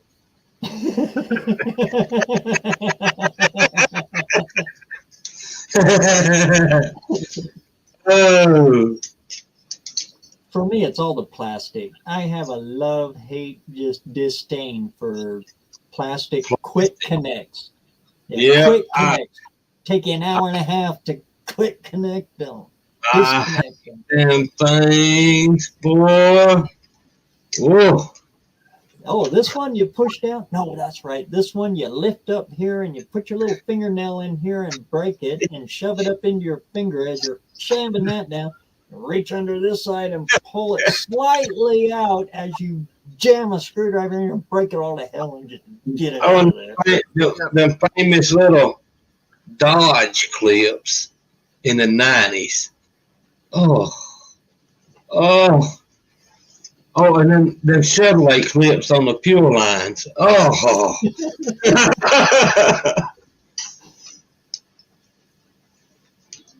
And the high pressure fuel lines, yeah, you put the little plastic thing over it and you shove it in there. And then you're supposed to just easily pull it out. No, it don't never work that way. You shove it in there and go, Yeah. And then you get all mad and you walk away, and then you come back and you go to reach it, grab it, and it goes. And I had a buddy bought his car to me one time, and you had to drop the rear. It was a Thunderbird. It needed a fuel pump. You had to drop the rear end out to get the fuel tank out. There. I said, he said, "What do you charge me to do that?" I said, "Well, let me tell you. It's $500. It's $500 when you drop the rear end, not counting taking the gas tank out and putting the fuel pump in it." He's like, "That's real high." I said, "Well, how come you ain't took it somewhere else?" He said, "Because they high too." I said, "Well, I'll tell you what. I can have that pump in there in probably about a half hour." And I said, "I ain't got to drop the tank." And he's like, "What you going to do?" I said, "I'm cutting a hole in your back floorboard, and I'm going to pour that thing through the floorboard and change the fuel pump, and I stick it back down there and I seal it up." He said, "How much that going to cost you?" I said, "That'd be free." He said, "Do it that way." Oh, man, that Lincoln of mine, that 97 Lincoln, I changed the fuel pump in it. No, it's a breeze to get the fuel pump out.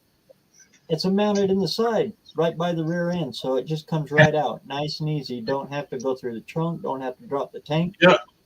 But the electrical connector to undo it is on top of the freaking tank. Yeah. Yeah. And what is that? What is that? Is it the Silverado? Where it's easier to take the bed off than it is dropping the tank.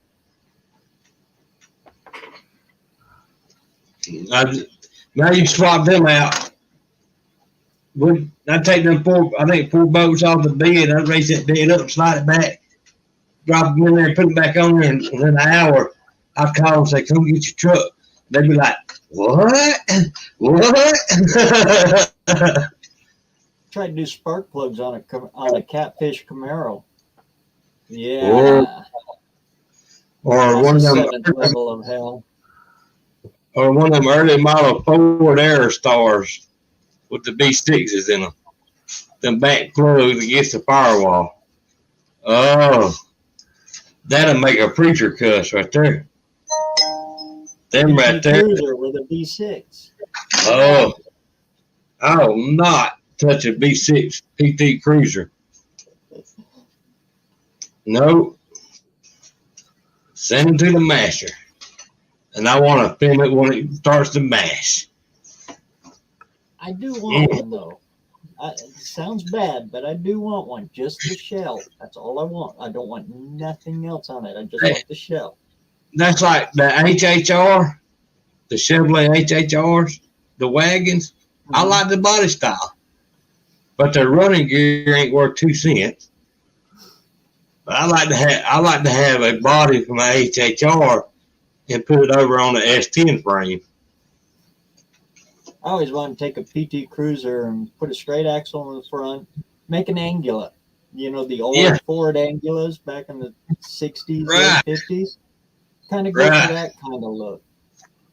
That'd be cool right there. That Or would be find cool. a Pontiac Grand Prix with a supercharger on it, and take Yeah. the cradle out of one of them, and then stick it stick in the back of the PT Cruiser. Right. Take the back seat out, the hatch, all of that stuff, and mount it in the back like a Fiero, Right.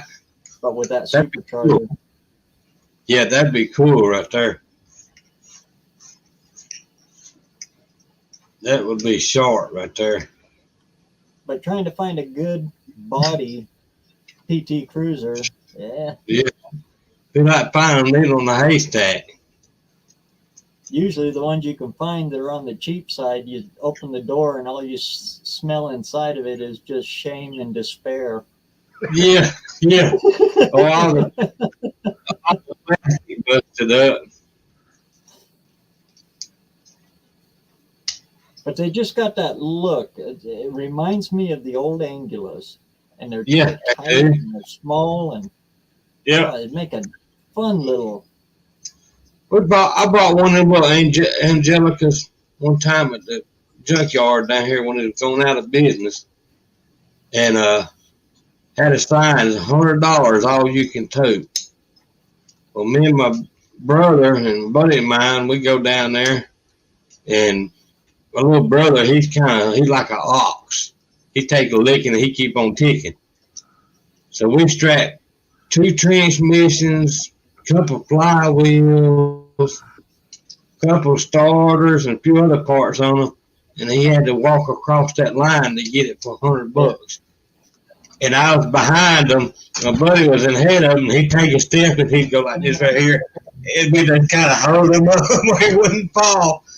We wound up buying that little Angelica. We was in a 85 F-250. We bought that car, and 4 of us picked that car up and stick it in the back of the truck. And we brought that thing all the way home in the back of that truck. You ever see them race? The Yeah, old footage of things racing? Funny, they roll over. When they roll over, they just keep on rolling. It's like roly polies. You had to drive them things. When they come Yeah. off the line, they're all sorts of all over the place. This one had a little. Hopping. Oh man, that was probably the meanest little gassers that I ever seen. This here had a little 4-cylinder Mazda motor in it with a 5-speed. Somebody put a little Mazda 4-cylinder with a 5-speed in it. There was one around here I don't know what. painted yellow, and it had a Hemi in it. Ooh. It was all done up like that. Yeah, I was going to But put that's it. all it was. It's just Totally. a shell is all it was. Yeah, I was going to put a 3.8 V6 in it, but a buddy of mine, actually, he still owns it today. He come by and seen it, and he says, "I want that car." I said, "What? I'm not going to sell it. I got plans for it." He said, "No, I want it." He left and come back, and he offered me, I think he gave me like $1,000 that car.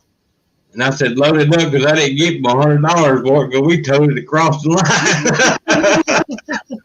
There you go. He still got it. He still got it today. He never done anything to it. But that was funny, putting that car in the back of that truck. And it was funny. Going down the highway with a car on the back in the back of the bed of the truck. Oh, it was funny. We laughed ourselves all the way home. We was laughing so bad. He says, my buddy says, we can go back and get the get the record and come back and get it. And I said, that's 35 miles. I said, we're here. I said, we can put this car in the back of the truck. He says, you ain't going to put that car in my back of my truck. I said, yes, we are. He said, it's not going to fit. I said, pick it up. It'll fit. Challenge accepted. Out at the junkyard out here, old Walt's got two early 60s Renaults. Oh, man, those are so daggone tempting. Oh, man. Make a little single-seater drag. Oh, yeah.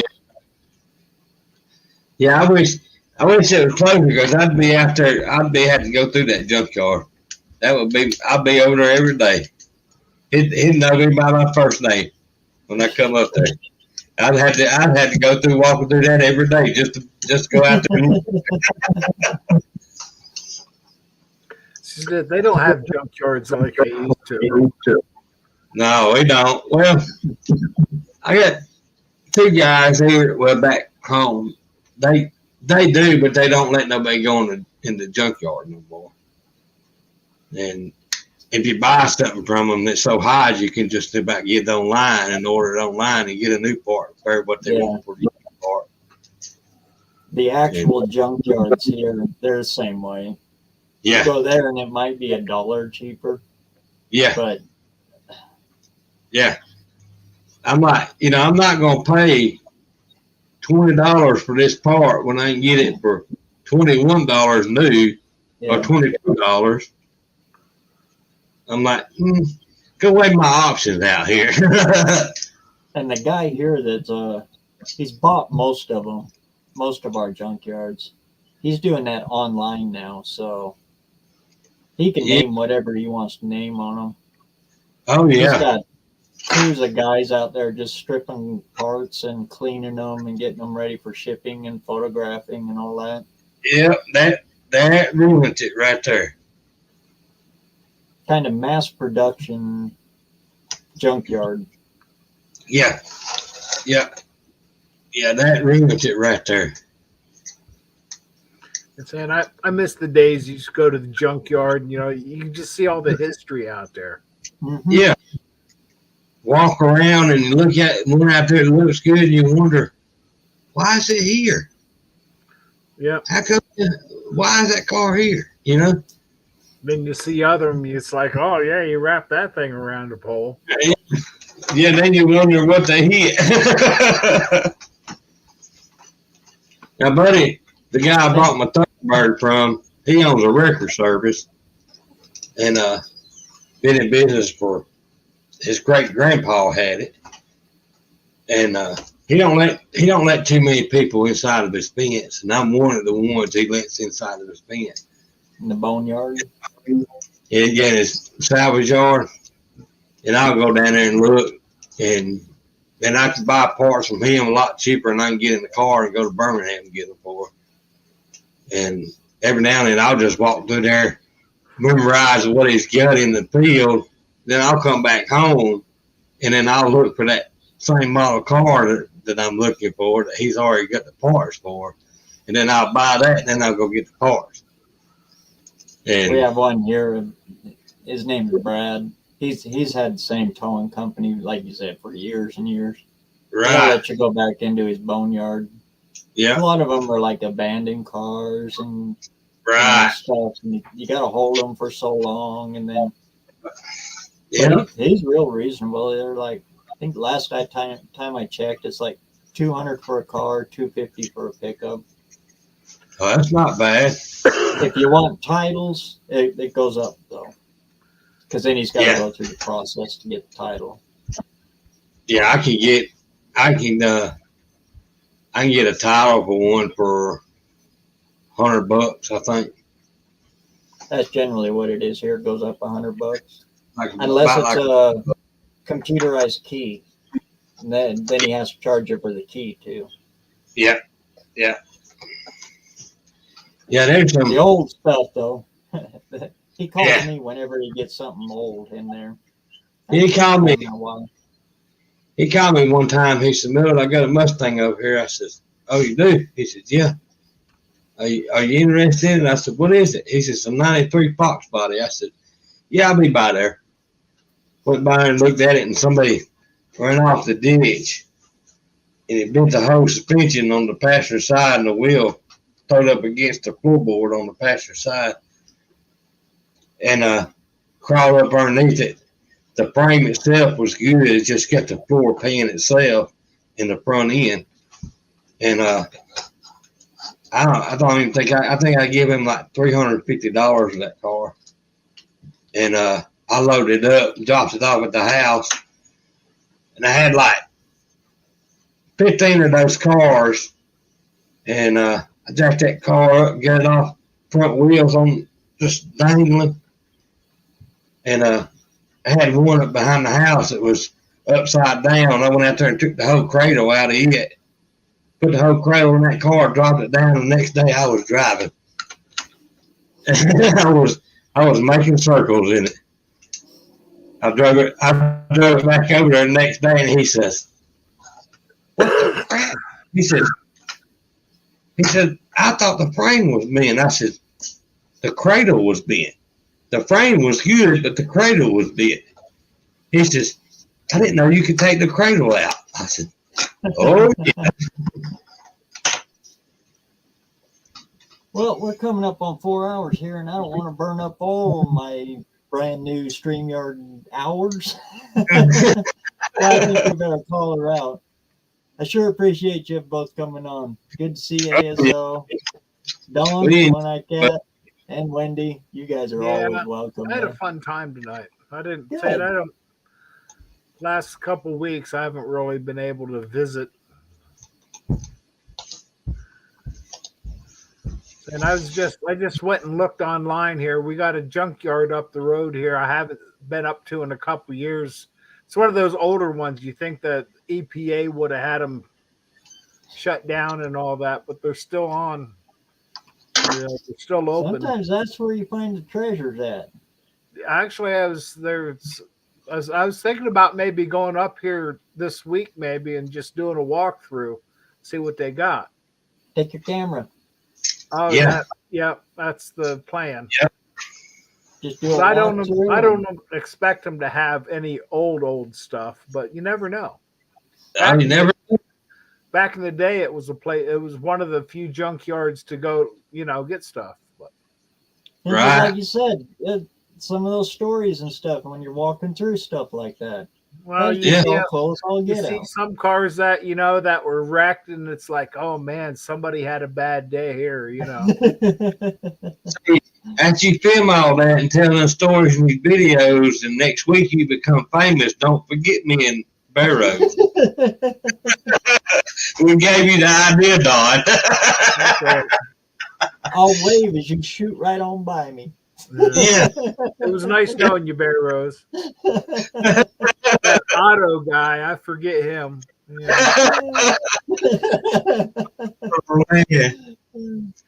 Oh man. BareRose, thanks for having me, man. Great having you back on, man. Yeah, we enjoyed it. Matt, thanks for staying. Thanks for hanging out. Oh yeah. Appreciate you, BareRose. One-Eyed Cat. No problem. We'll catch you in the chat. Great to see you all this week, and we'll do this again next week. So then, let's get out there and keep the metal hot, right? Sounds good. Catch y'all later. Oh man! Oh, torture device! Torture device! Well, it's as long as I got a smile on my face, and a full box of Band-Aids. Try that trick though. Have your brother smack it with a hammer while you're giving her a yank. Yeah, I'll try that. I'll say it's supposed to rain for the next week, so and it's kind of dismal with it's high 40s, low 50s. You could work out there, but you'd have to dress for it, which sucks. But we'll see you next week, BareRose. We'll see you next week. Yeah, man. Thanks again for everybody that came out. We'll do it again. Yeah. Have a nice week, everybody.